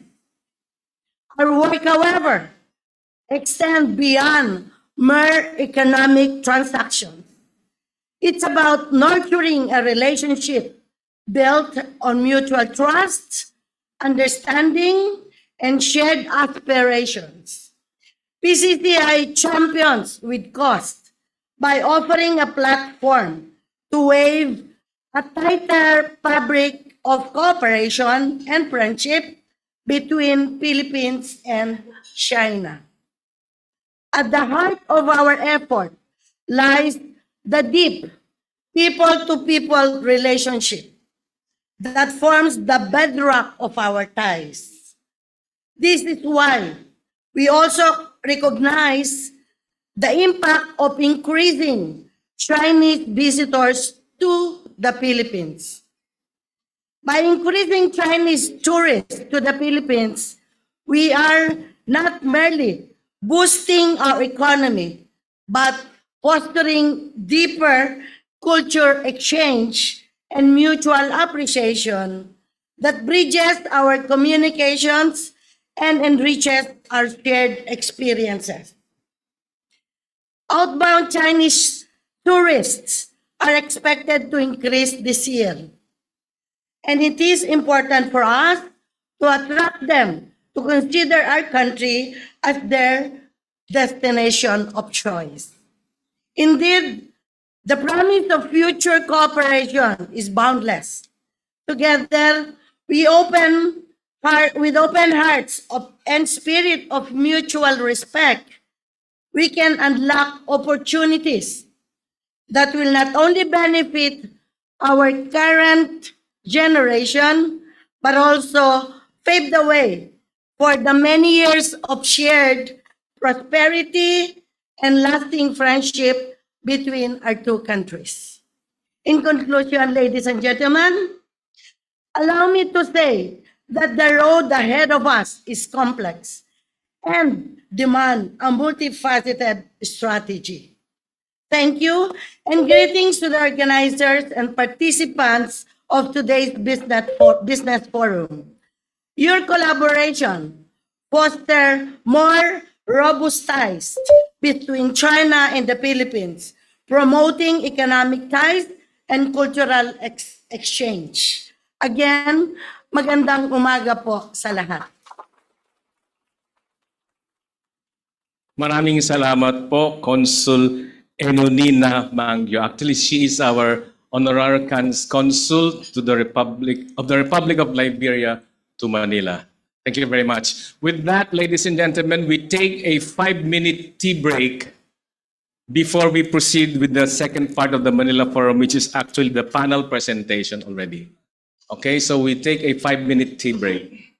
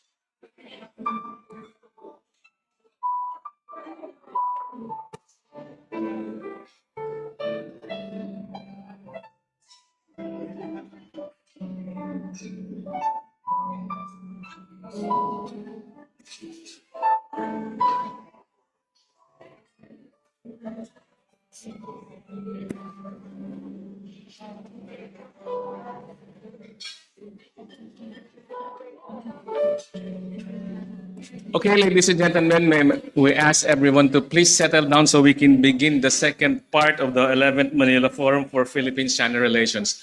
For those who don't know it yet, this is the second time that New Era University will be hosting a Manila Forum. We did it last year, the 9th Manila Forum, which we did at the Professional Schools building. And now for the second time, APCO has requested us to host them again for this 11th Manila Forum for Philippines-China Relations with the theme Post Two Sessions, China's Economic Progress and its Trade and Economic Relations with the Philippines.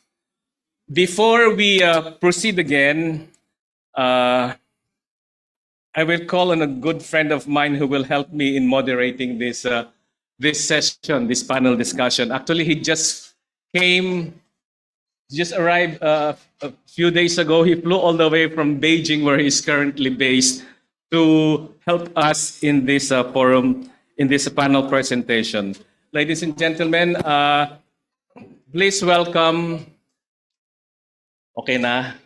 Please welcome Mr. Austin Ong. Yeah.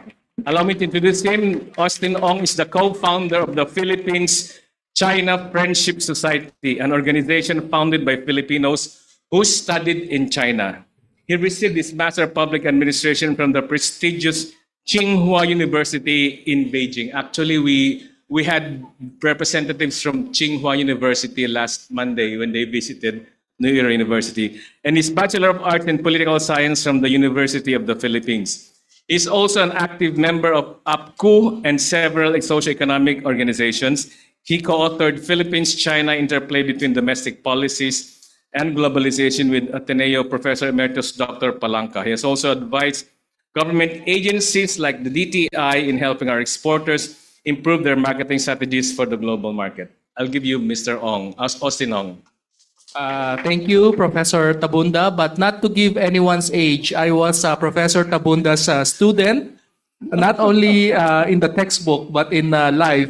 And you are very lucky because we have Professor Tabunda, not only a true and lifelong friend of China, Philippine-China relations, but also Philippines-Russia relations. And as I heard from Bank of China President Mr. Hu, New Era University hosting the 11th Forum in cooperation with APCO and the Chinese Embassy is actually fortuitous because in the two sessions high-level meeting in Beijing, President Xi Jinping's priority message was new era of cooperation.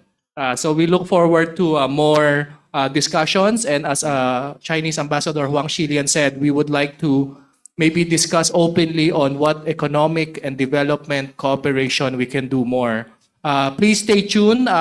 We're having a working tea break. Yes, So yes. we'll go right ahead with our next session. And then we're going to have questions and in-depth engagements with our experts. So we know we have educators here and students, leaders. So we would welcome. I heard from the Bank of China president also, Mr. Hu, there might be some opportunities of internship for our students here in some of the top level Chinese companies across technology, manufacturing, banking, and other sectors. So without further ado, Before we proceed, Austin, I have a question. Sure. The theme is post two sessions. What do you mean by post two sessions? Yes, the highest parliamentary legislative meeting was recently held about a week and a half ago in Beijing.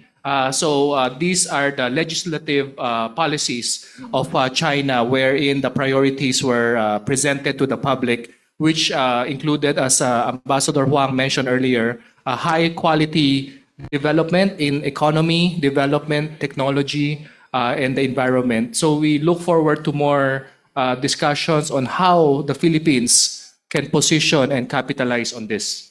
Okay, so we now proceed with the panel presentation. I understand we begin with the video message. Yes. Yeah, can you please introduce our We have next the first speaker? video message, who's also a friend of Philippines-China Relations, Director General of the Philippine Economic Zone Authority, Mr. Tereso O. Panga. We'll play the video. Okay, Can we darken the lights a little, if it's possible? If not, can we dim the lights? dim the lights? So we can clearly see the video presentation. Okay. My warmest greetings to the Association for Philippines-China Understanding and sincere congratulations to the Federation of Filipino-Chinese Chambers of Commerce and Industry, who have recently celebrated their 70th anniversary. With the strong and comprehensive ties between the Philippines and China through the APCU for almost 5 decades now, PEZA is grateful to engage with the APCU and FFCCCII in promoting the friendship, trade, and economic cooperation between the Philippines and China. Moreover, we aspire to broaden our collaboration by supporting your efforts to promote the sisterhood ties between the Philippine and China LGUs. The Ecozone's vital support of the LGUs and host communities. With our Ecozone program offering the optimal location and business ecosystem for investors, highlighting our renowned one-stop shop function and no red tape, but only red carpet treatment, our bilateral trade relations with China are not only stable but also growing. Home to 172 registered business enterprises, China is the top 5 investor of PEZA, generating 4.82 billion pesos total investments for the year 2023, a testament to the Philippines as an attractive base for offshore activities. In PEZA, you can be assured to benefit from our menu of fiscal incentives, such as income tax holiday, special corporate income tax, tax and duty-free importation, zero VAT on local purchases, as well as our green initiatives, digitalization, and ease of doing business measures, among others. Hence, may we invite our Chinese investors and friends to come and experience the Philippines as your enviable destination in the region, not just for business, but also for travel and leisure. With the unwavering support of APCU, FFCCCII, and other respective agencies, let's make it happen in the Philippines as we further promote ecozoning the country towards inclusive and sustainable development para sa bagong Pilipinas.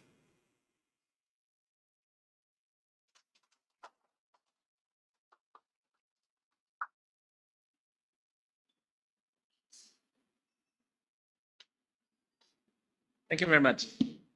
Our next video message is from the Honorary Chairman and President of the Employers Confederation of the Philippines, Mr. Sergio Ortiz Luis Jr.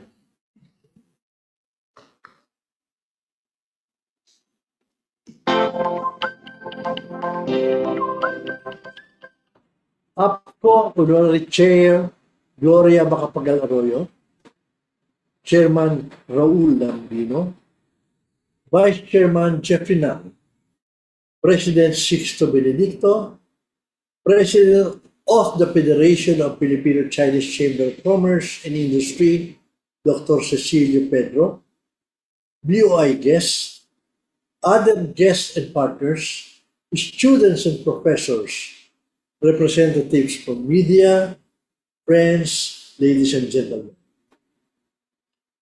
China and other neighboring Asian nations play a critical role in the Philippines' bid for progress and prosperity. It is worth mentioning that China's rise as an economic powerhouse is one of the key factors that help propel the Philippine export sector. Philippine export revenues in 2010 soared to a better than expected 33.7% growth, with receipts hitting $51.39 billion, the first time since 2007 that annual revenues breached the $50 billion mark. It is during this period when the Philippine export to China stood out compared with other country importers, as it posted a 94.32% growth in export receipts to China in 2010.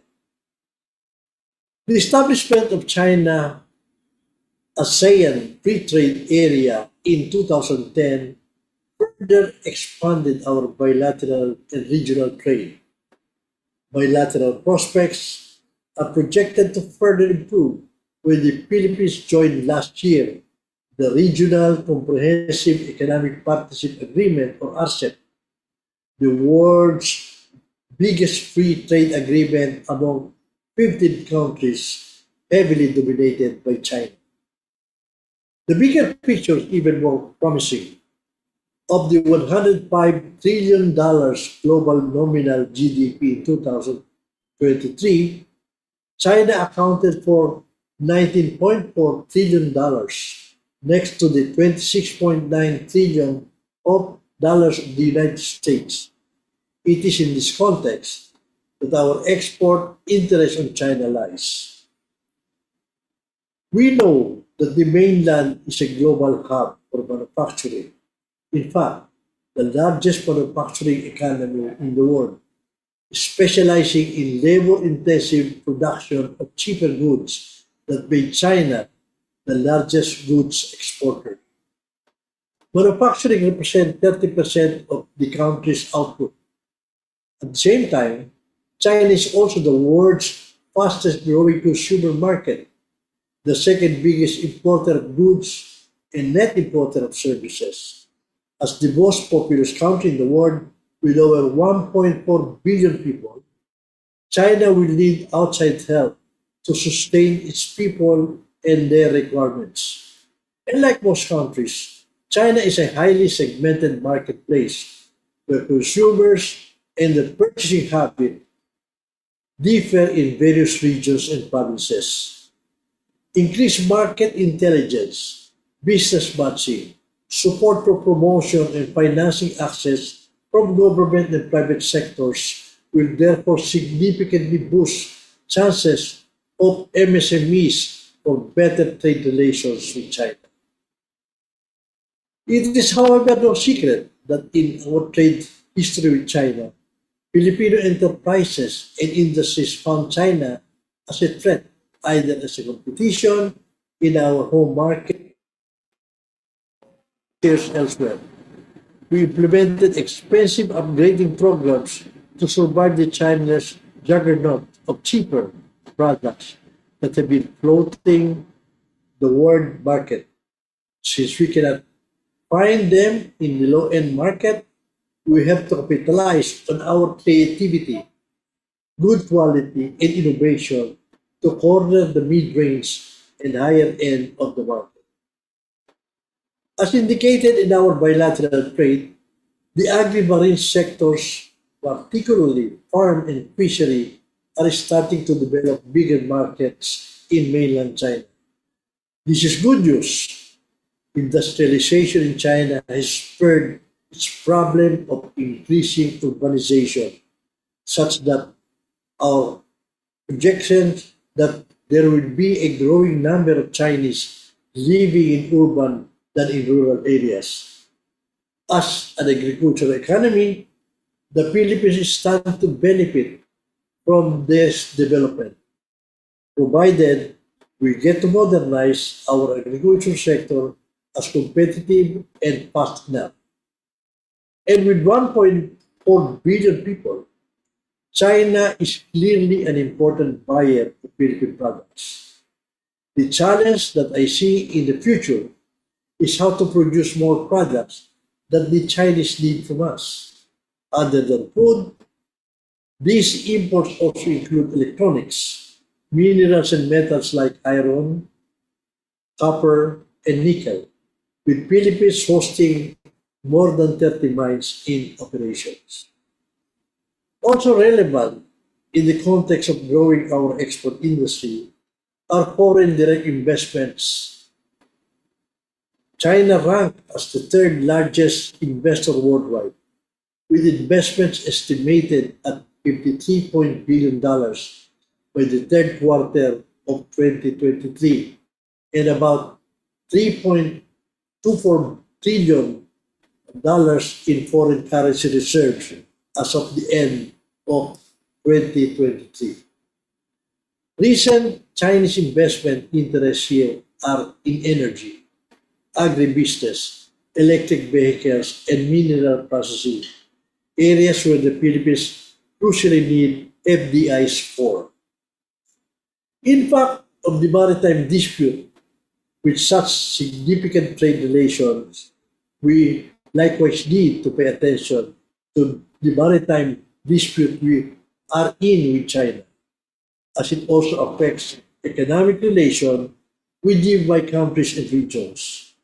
As we are all aware, the center of the dispute in China's 90% claim in South China Sea, believed to be huge oil gas deposit, fishery resources, and where about $5 trillion of shipborne trade passes every year. Joining us in the list of claimants, though relatively less vocal, are fellow Asians, namely Brunei, Malaysia, Vietnam, and Taiwan. Recent developments show China is strongly asserting its position more aggressively. It is then surprising that in 2019 opinion poll, 50% of Filipino respondents reporting holding an unfavorable view of China.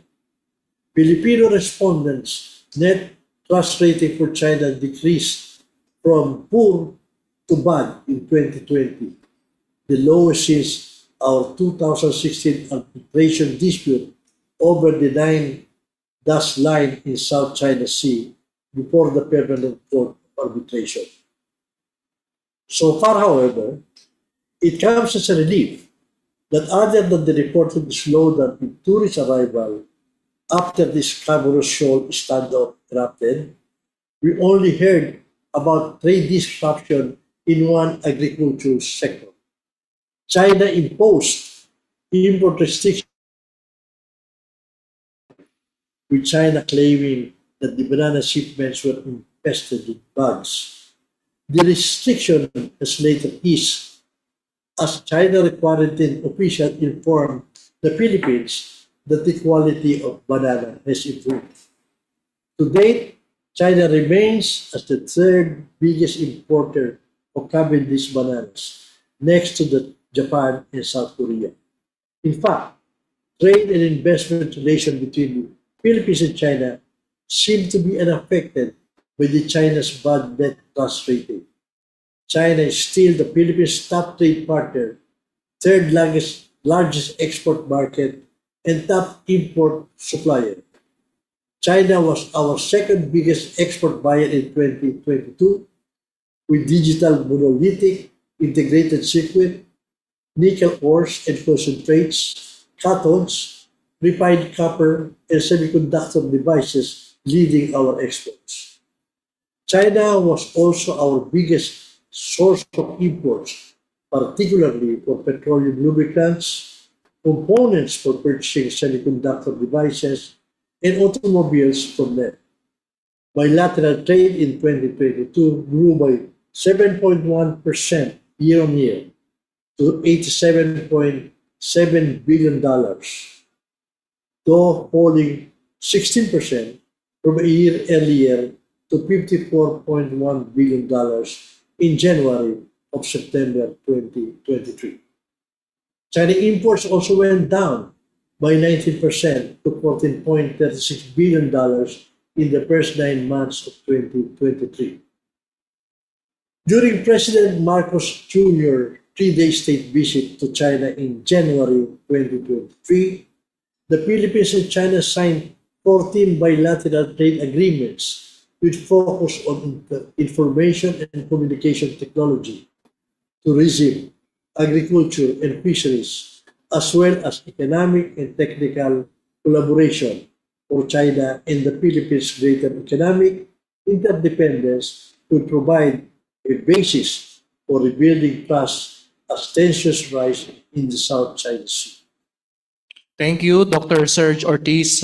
We will, for those who want to see the longer and more detailed video, please get in touch with our APCO Secretariat, and I believe they'll be sharing these videos in more details with those who would be interested. Without further ado, we'll move to the next panel. Okay, thank you very much. We have our next speaker. He's the president of the Chinese Enterprises Philippine Association and the country head of Bank of China Hong Kong Limited, Manila branch, Mr. Hu Xingquan.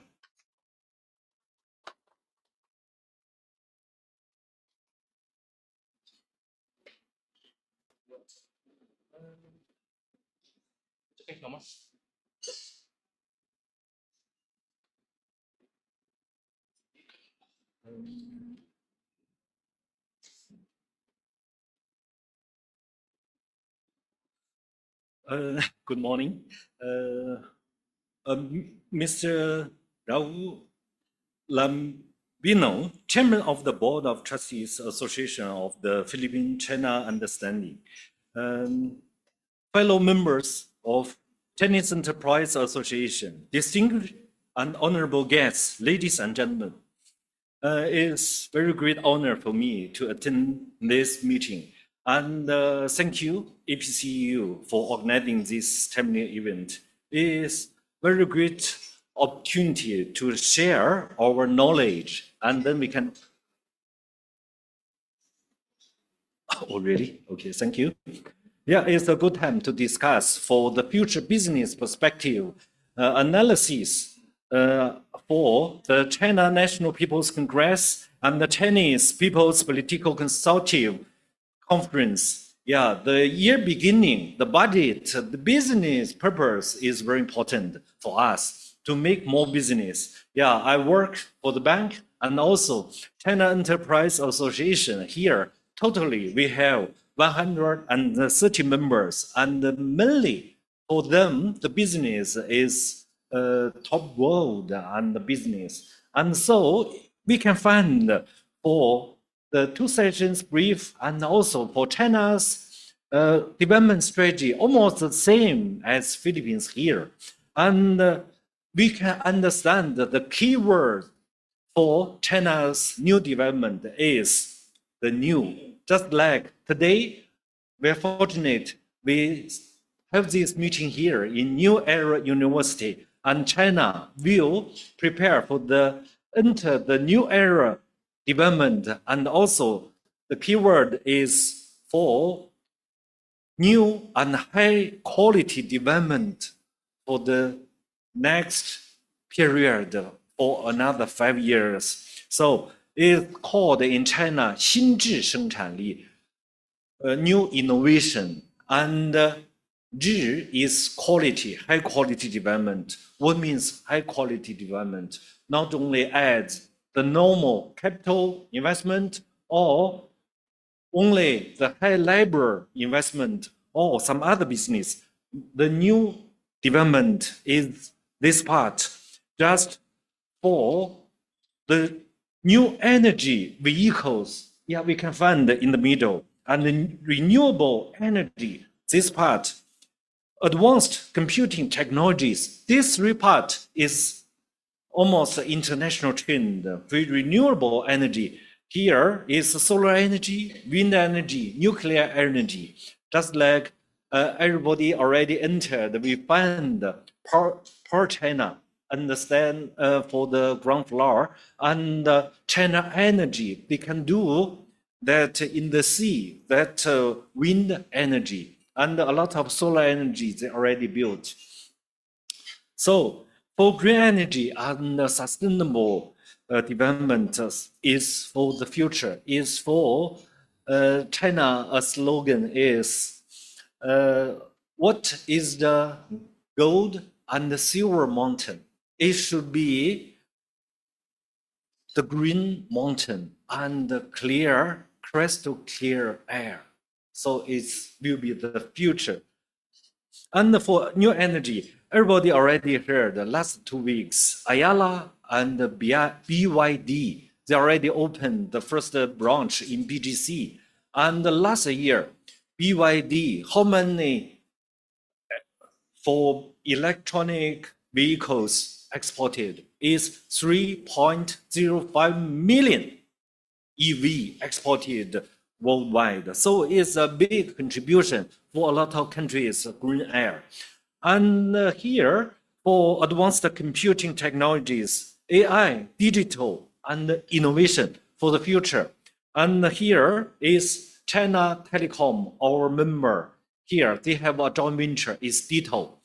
They have a good and great technology for the future development. So based on the website is the Web 3.0 for the future. So we can connect together. We can do much in the future development.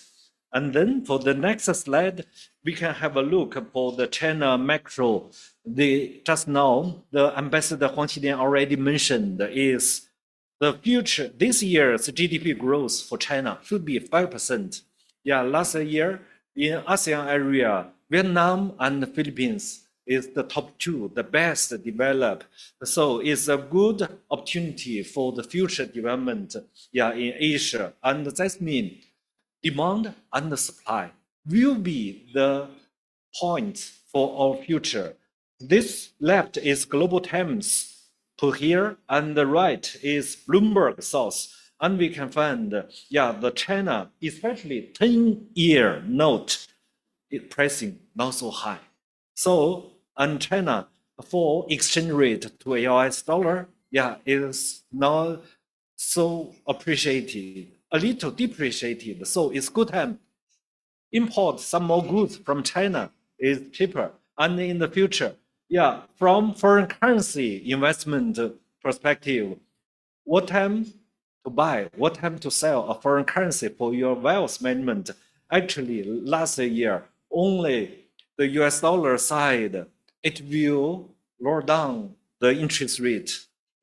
Then RMB will be appreciated. So now is a good time if a lot of companies, clients here do business and then can use RMB. Yeah, it's cheaper in interest rate. US dollar now interest rate, yeah, RMB interest rate almost half.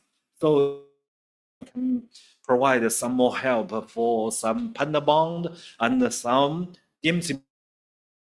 So it's for the future development. It's a good time for understand the opportunity. Yeah, if you import some good quality and cheaper price, yeah, it's good. And then transfer export to Western European or American, yeah, it's good business for everyone. So from business perspective, we introduce about this. So a lot of development for the future. It should be Next slide. Sustainability and ESG is the core for the global development strategy. So China also follow this ESG, E, environment, S, social and inclusion, G, governance. So for a company, if you are ESG top list, and then you can get better interest rate for your business and then more support. So here, for a lot of solar energy and import the best quality and the best price from China, yeah, we can keep it development. And for social and inclusion development, that means for SME and the poverty issue, yeah, we should contribute some more. And then for more population, more people country, yeah, just share a good development. And the governance is the rule of law and the stamp out corruption, peaceful China development. So it's the future to create a good environment for investment. And for two market, one Philippines, one China, two resource, yeah, talent resource, and also two countries resource, we can do some more exchange, some more investment. Just like in China SEPA, we have 130, more than 30, yeah, members here. They're top class in manufacture, and steel, and in construction. The top is construction, and also for energy, finance, telecom. Yeah, they are the best. They have the best for the future. And all the university graduates, we welcome you to be intern in our bank and all the China SEPAs. And also, yeah, if you know the local language and know some Chinese language or information, yeah, we can do more better in two markets. So next, support us is agriculture and food. No matter what kind of development, the food supplier will be the best. And here, the same. Yeah, in China, there's three titles in agriculture. One is farmer. Second is agriculture. And the third is the rural area. So put these three paths development. We should more education, more investment in rural area, and high tech for agriculture development, and then for rural area, some more investment and some more transfer pricing for that part, and the transfer support for that part will develop. So especially for rice and sunflower, we can do something together. Some more Chinese investor, they lack, and for ASEAN area development in Thailand, Malaysia, and also Philippines here is the best places they want come here for investment. So we hope in the future, yeah, we have more students can graduate in this part. We can work together. So next slide is opportunities for expanding Philippines and China economic cooperation. We feel the three paths, yeah, for leading technology in new energy industry. This part is a good choice, and a lot of upstream owner here, you own your land, you own your business. Yeah, a lot of Chinese company, our SEPA member can help do a lot of business. And also, Bank of China can help for banking and financing services. The second is Philippines and China is strongly aligned in pursuit of ESG and sustainability. Is very good for the future. Yeah, keep very clean environment, and then is a big development for all. The last is agriculture development. This part, yeah, China constantly achieves national food security, and China imports world-class Philippine agriculture produce, especially durian export to China is very, very popular and welcome. And China believes the natural food, the natural fruit will be most helpful for long live and for good health. And China, yeah, for durian food after delivery, yeah, for ladies, cook durian with chicken is the best soup in China. So yeah, we hope more and more durian and more food that we can connect and we can build a good relationship for long live. So thanks everyone. We welcome you. We can do business together. Thanks.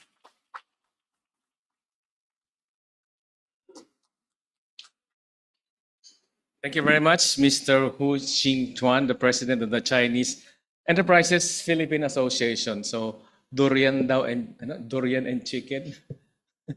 Well, actually, Professor Tabunda, for those of you who have farmland in the provinces, Philippine exported $100+ million to China in 1 year of durian.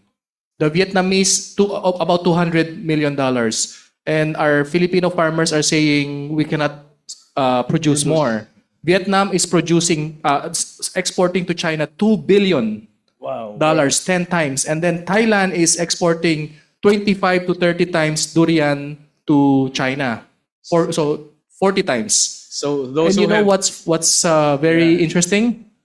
Our Chinese friends, our Thai friends, our Vietnamese friends say that the Filipino durian is much better and more sweet because alam natin ang mga Pilipino, sweet daw mga kung Pilipino. maglambing, ibang level no? Wag lang amoy durian. Wag lang amoy durian.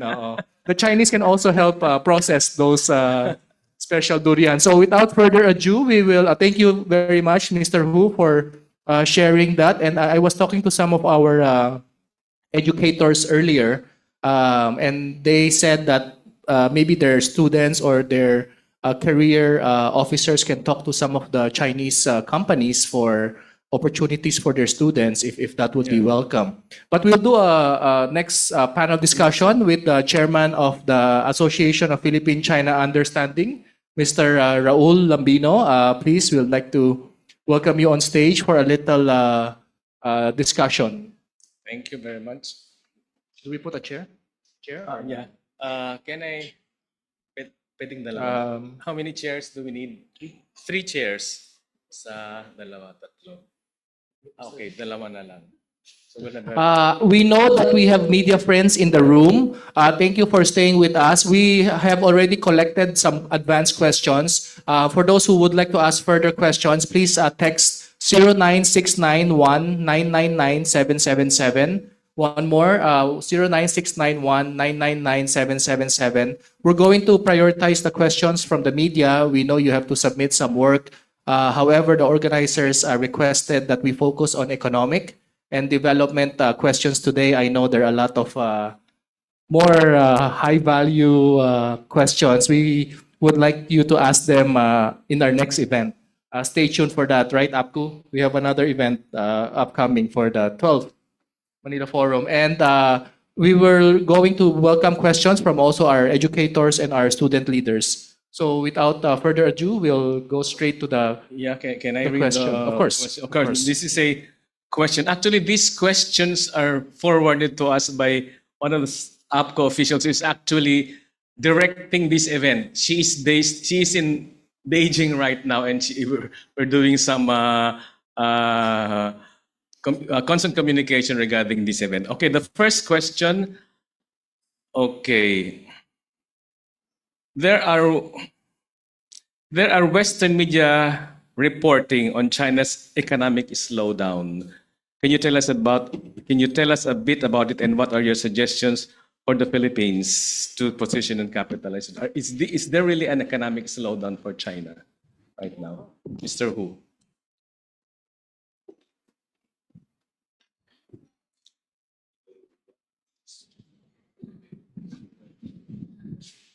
Yeah, for economy, usually it is like the 3 support drivers. One is investment for infrastructure. Second is export, import. And the third is consuming. Yeah, in Philippines, for export, import is great and develops so quick. And for infrastructures, it's the government's strategy develop for the better future. Yeah, I'm sure for so many infrastructures, big project will boost the GDP's development. And the third, consuming. We know, yeah, internationally, Philippines is the best place enjoy the consuming. Yeah, 60% of GDP contributed by consuming. So I'm sure for the future, yeah, is a promising future for Philippines development. Yeah, and also for foreign direct investment will boost more development for local joint venture and business. Yeah. Thank you. First, I would like to disabuse the minds of the public that I am not an economist. Okay? I am a lawyer and a farmer at the same time. But I do understand that all countries in the world had suffered slowdown because of the pandemic. But if you are going to look at the statistics, the figures, the numbers that have been recited here, and even those that were already mentioned in the different fora or even in the papers or in the media, China, among all the countries in the world, is the fastest economy that has recovered from the pandemic. We in the Philippines are somehow also recovering. Vietnam, for that matter, in the ASEAN, is also recovering fast. But the big difference between the Philippines and China, or Vietnam, or the rest of the ASEAN, we have to understand the situation of the Philippines. 40 years ago, we were not importing food. We are actually exporting food to other countries. Why? Because the population of the Philippines at that time was about 60 million people. Now the population of the Philippines is almost 120 million people. Where are we going to get the food that will be supplied to the additional 50 million people? Then we have to import food from other countries. Where are we getting this food? We are getting from Thailand, we're getting from Vietnam, we are getting from India, we are getting from China. And if we are not going to import food, then law of supply and demand will dictate the cost of food in this country is going to skyrocket. And that is what is happening now in the Philippines, my dear friends. That's why we have a very high inflation rate in the Philippines, because there's a lot of money in the circulation, but there is not enough food, cheap, that's available for our Filipino consumers. And that is one problem that our government must face. The economic, fiscal, and monetary policies of the government must have to be addressed too. Otherwise, if you are not going to start importing food from other countries, just like I mentioned, or if these countries, Vietnam, Thailand, India, and China, will not sell food products to the Philippines, we are going to have a big, big problem in the Philippines. China, for that matter, has done something, as mentioned by Ambassador Wang Xilian and as mentioned by Mr. Hu. Agricultural productivity. In the Philippines, we only have 27%, if I'm not mistaken, of the food that we produced. 73% we have to import. In China, it's completely different. Mr. Ho has mentioned already agricultural production in China. Here in the Philippines, we cannot do the same thing. Why? Because we have very limited resource for lands or areas that we can develop in order to produce this necessary and important element of life. But we have a very, very wide maritime area in the Philippines. So the government can focus in this untapped resource of maritime areas where we can produce a lot of food. And that is where probably foreign direct investments can come in order to help modernize our fishery sector. Then we can address that particular issue.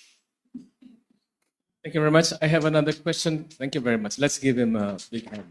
Let's give them a big. I have another question coming from the media. Amid the ongoing challenges in Philippine relations, where do you see economic opportunities between our two countries going forward? Before we go to the harder questions, we normally do this a little bit light-hearted moment. Can we show hands? How many have not been to China? Sino hindi pa nakapunta ng China? Raise your hand. These are the people who have not been to China. Who have not been to China. Ha? Hong Kong is not included. Hong Kong is just like Greenbelt. Also Macau not included. Yeah, Hong Kong and Macau not included. Yeah. So Mr. Hu and Chairman Raul, these are maybe some friends who we can help experience China also. But actually, because of more and more Chinese companies, Mr. Hu is being very modest. 5 out of the 10 biggest banks in the world are already from China. And I believe Bank of China is number 5 and number 6. No? And during the pandemic, our China friends, this is in addition to the Chinoys, no? The China friends, the Chinese embassy in Manila and the Chinese companies in the Philippines donated over $1 billion of medical supplies and donations. So we would like to thank the Chinese friends also on behalf of the Filipino people for that, no? Okay, so I repeat the serious question. So with the current challenges between Philippines and China, where do you think the economic figures, where do you think the economic opportunities are? How can they be affected? Can I take the first crack? Okay. Well, perhaps you're referring to the issue pertaining to the West Philippine Sea or the South China Sea. I just want to reiterate what Austin mentioned. For those who have not seen China yet, I'll give you a very quick identification of what China. I have been to China last year alone 16 times. And I have traveled to 20 provinces in China. 2/3 of the entire China. Practically, I have been to all the major cities of China. In the last 30 years, maybe I can tell Mr. Hu that I have seen China more than he has. And I've seen how China developed over the years. The issue of West Philippine Sea or South China Sea is not really a very big issue in China. It's not. You cannot see in the papers or in the television in China anything that transpired about the so-called water cannon or whatever, almost collision of our Coast Guard and Chinese Coast Guard. There is not much emphasis being given by the media there in China. It's only here in the Philippines and also in the social media. Sad to say. As far as the Chinese people and the Chinese government that have been into and discussed our relations, they are more into people-to-people, cultural exchange, investment opportunities, etc., etc.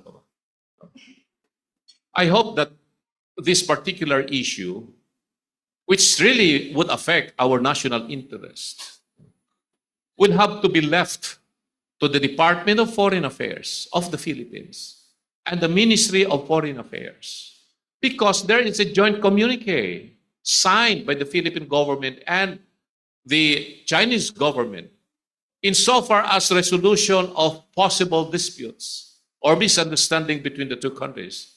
And I'm very happy that indeed the bilateral consultative mechanism or BCM, there is now an ongoing, vibrant, and active discussion among our foreign on the side of the Philippine government and on the side of the Chinese government.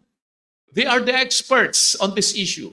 We really don't know how to resolve this issue. But as a layman, I can tell you this. That cannot be solved in 5 years or 10 years. It is important that we keep on discussing this particular misunderstanding, which I think is very small compared to the overall context of our relations with China. This is not a big deal. But whatever it is, as mentioned by many experts, since we have this particular part of the sea that separates China and the Philippines, you cannot prevent possible misunderstanding or dispute of claims of sovereignty or sovereign rights among two nations. But let our particular agencies of government, more particularly the Department of Foreign Affairs and the Ministry of Foreign Affairs of China, resolve this particular dispute. So that is my take, ladies and gentlemen. Mr. Hu, you mentioned that you have 130 plus Chinese companies in the Philippines across manufacturing, technology, banking, and investment. Can you tell us a little bit what Bank of China? China is also the top trade partner to over 120 countries. Can you tell us a little bit more for the students in the room? Maybe some opportunities. There's also a finance and accounting school in the new era with business administration. Can you share some opportunities for the students, or what should our Filipino students be studying to be able to be competitive in Chinese companies, not only in the Philippines, but in the world? Thank you. Thank you. Yeah, Bank of China is the same as the local bank, BDO, BPI. Yeah, we are good friends. And yeah, do the business. Yeah, in these local banks is the same as our bank. Yeah, we have a branch in BGC and our headquarters also there. And Bank of China is the number 4 in the world, the top biggest in asset and in profit.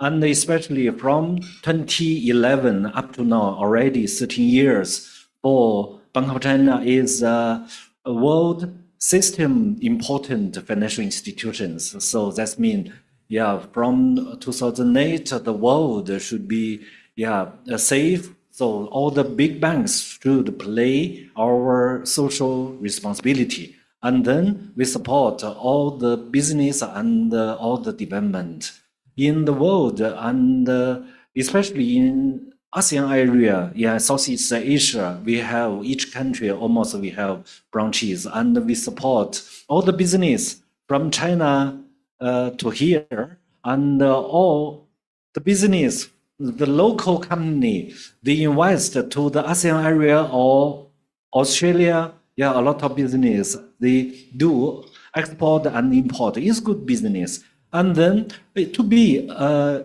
global business and the international banker, the same. We have our business for support corporate banking and retail banking. For retail banking, wealth management and some private bank is the future. And for some normal wealth management and for some business, exchange, loan, deposit, for banks, we welcome all the accounting talent, management talent, and especially actually for some oil and industry talent also can work in the bank, because we support all the business. We should know the business. So some professional engineer in construction and some expertise in energy, also can work in the bank. So if you want to be a good talent in the future, you can train yourself from now. The best opportunity you can work and apply to be an intern in the bank. We have Bank of China here, and the number 1 in the global is SCBC, Industrial and Commercial Bank of China. Also, they have a branch here in Manila. So, Mr. Hu, do you think it would be an advantage for students to learn the Chinese language? If you can speak Mandarin, you can speak Hakka, Fujianhua, and also you can speak Tagalog and English. You will be Superman or super lady in the bank in the future. Especially a lot of Canadian and American, if they can speak Chinese and English, they can do a lot of business. It's good opportunity now. Okay, so thank you very much. I'm getting a sign from the organizers. We have already taken their lunch time. We know everyone is hungry. You've had a long morning session. Our experts here welcome your questions. You can ask them later. I believe the APCU Secretariat and Board are also here for those who would like to know more about APCU. Please do keep in touch. I believe New Era University will play an important role in Philippines-China relations in the long future. And I'd like to say hello to Miss Ana Malindog, who is in Beijing right now. She's monitoring our proceedings here. We're being viewed live internationally. So with that, thank you very much, Mr. Hu and Chairman Raul Lambino. Let's all please give them a big round of applause for today's event. And thank you again, everyone, for coming. Congratulations on the 11th Manila Forum. Congratulations to New Era University. Thank you very much. Thank you.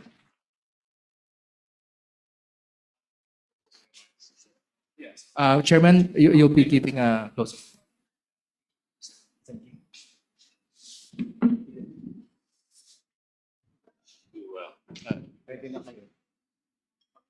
Would you like a podium?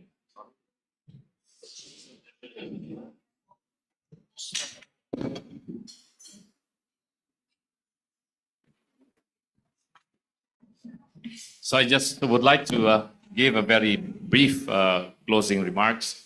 First, I would like to thank New Era University for hosting this 11th Manila Forum, the second time that the university has catered this very important discussion of vital issues affecting Philippines-China relations.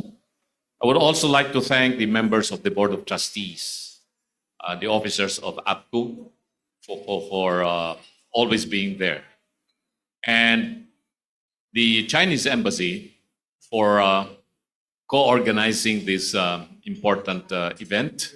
As usual, His Excellency Ambassador Wang Xilian and the staff of Chinese Embassy are very, very cooperative. And I would like to thank also the other panelists and speakers that have earlier given their piece. So as we draw the 11th Manila Forum for Philippines-China relations to a close, I am honored to reflect on the insightful discussion and meaningful exchanges that have taken place over the course of this event.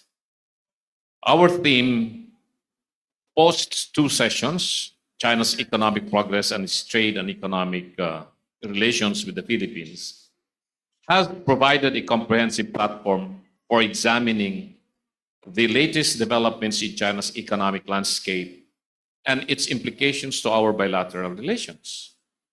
The two sessions in Beijing, a hallmark event in China's political calendar, set the stage for significant policy discussions and decisions.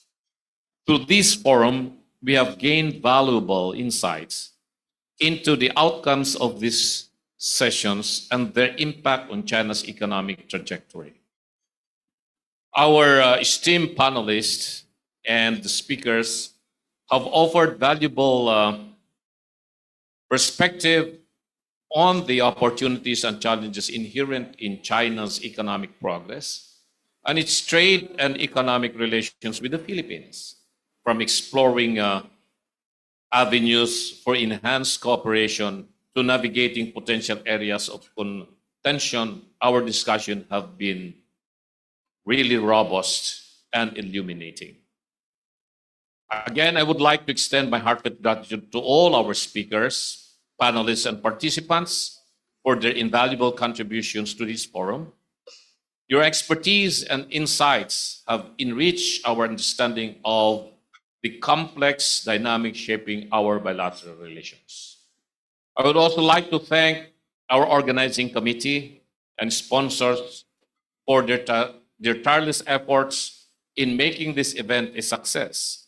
Without your support and dedication, this forum would not have been possible.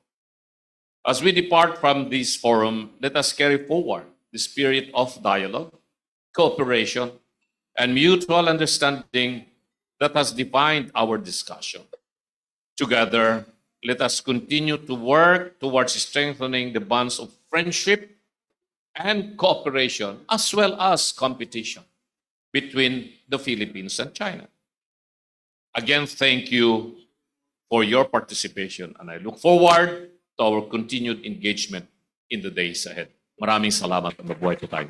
Thank you very much, Mr. Lambino, the chairman of the Association for Philippines, China and Understanding. So that ends our official program. That ends our formal program for today. Now we do lunch. And while we're eating our lunch, we will be serenaded once more by the New Era University Choral. Okay, thank you very much. Thank you very much. Palakpakan natin ang ating mga sarili.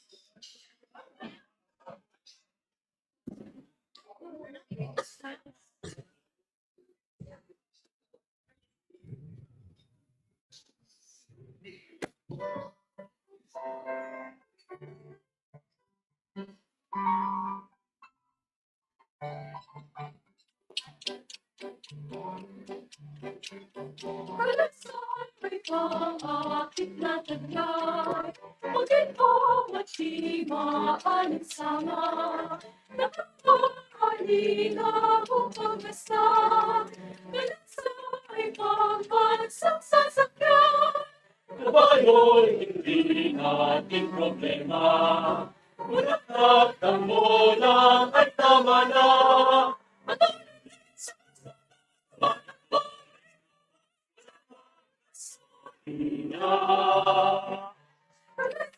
May pamatiklatagay, ikaw at di maaaring sama. Tatakbo, halina kung pagbasta. Ay pambansang sasakyan. Kabayo'y hindi natin problema. At ang molang ay tama na.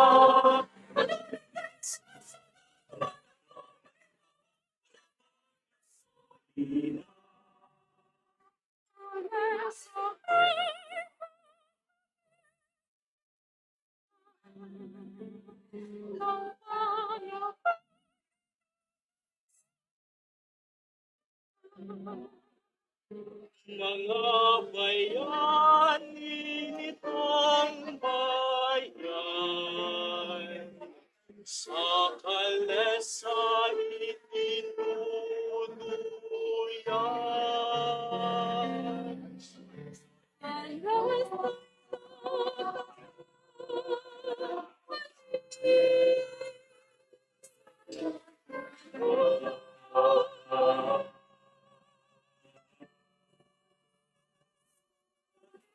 At tama ko ang aking hiling. Mga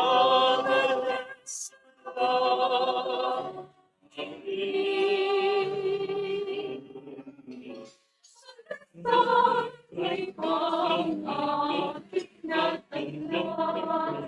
Mag-ikaw at di maaaring sama.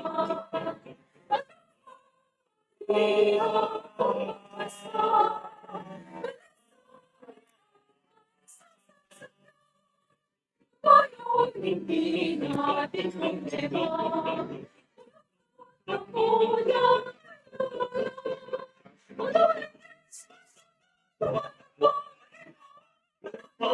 Solina.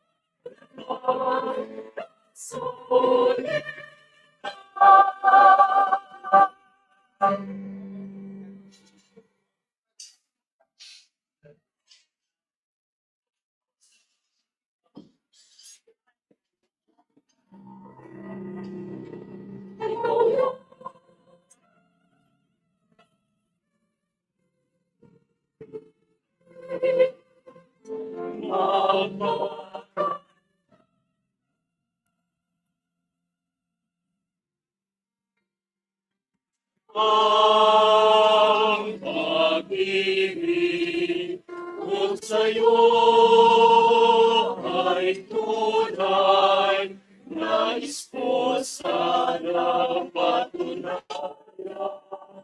Huwag ka lang mag-alala.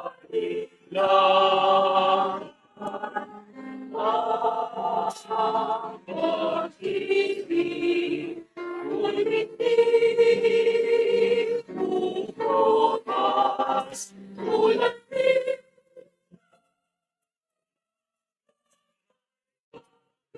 sa sumitigan.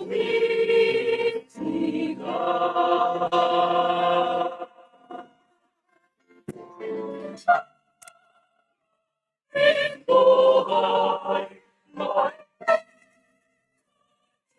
hirap kung kaya't kailangan ang pagsuyong wagas kailanman.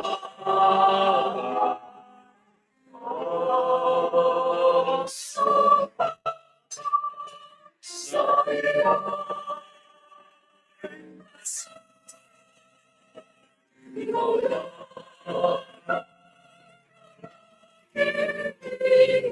ibigin.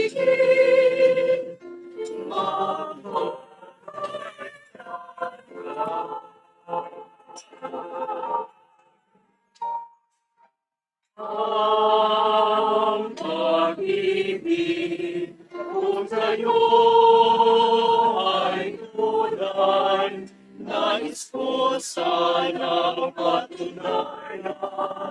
Huwag ka lang mag-alala. Ang pag-ibig ko'y hindi bubukas tulad ni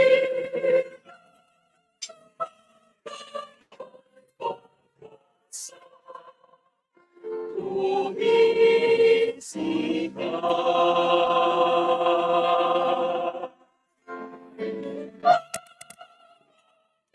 Buhay may hirap kung kaya't kailangan ang pagsuyong wagas kailanman.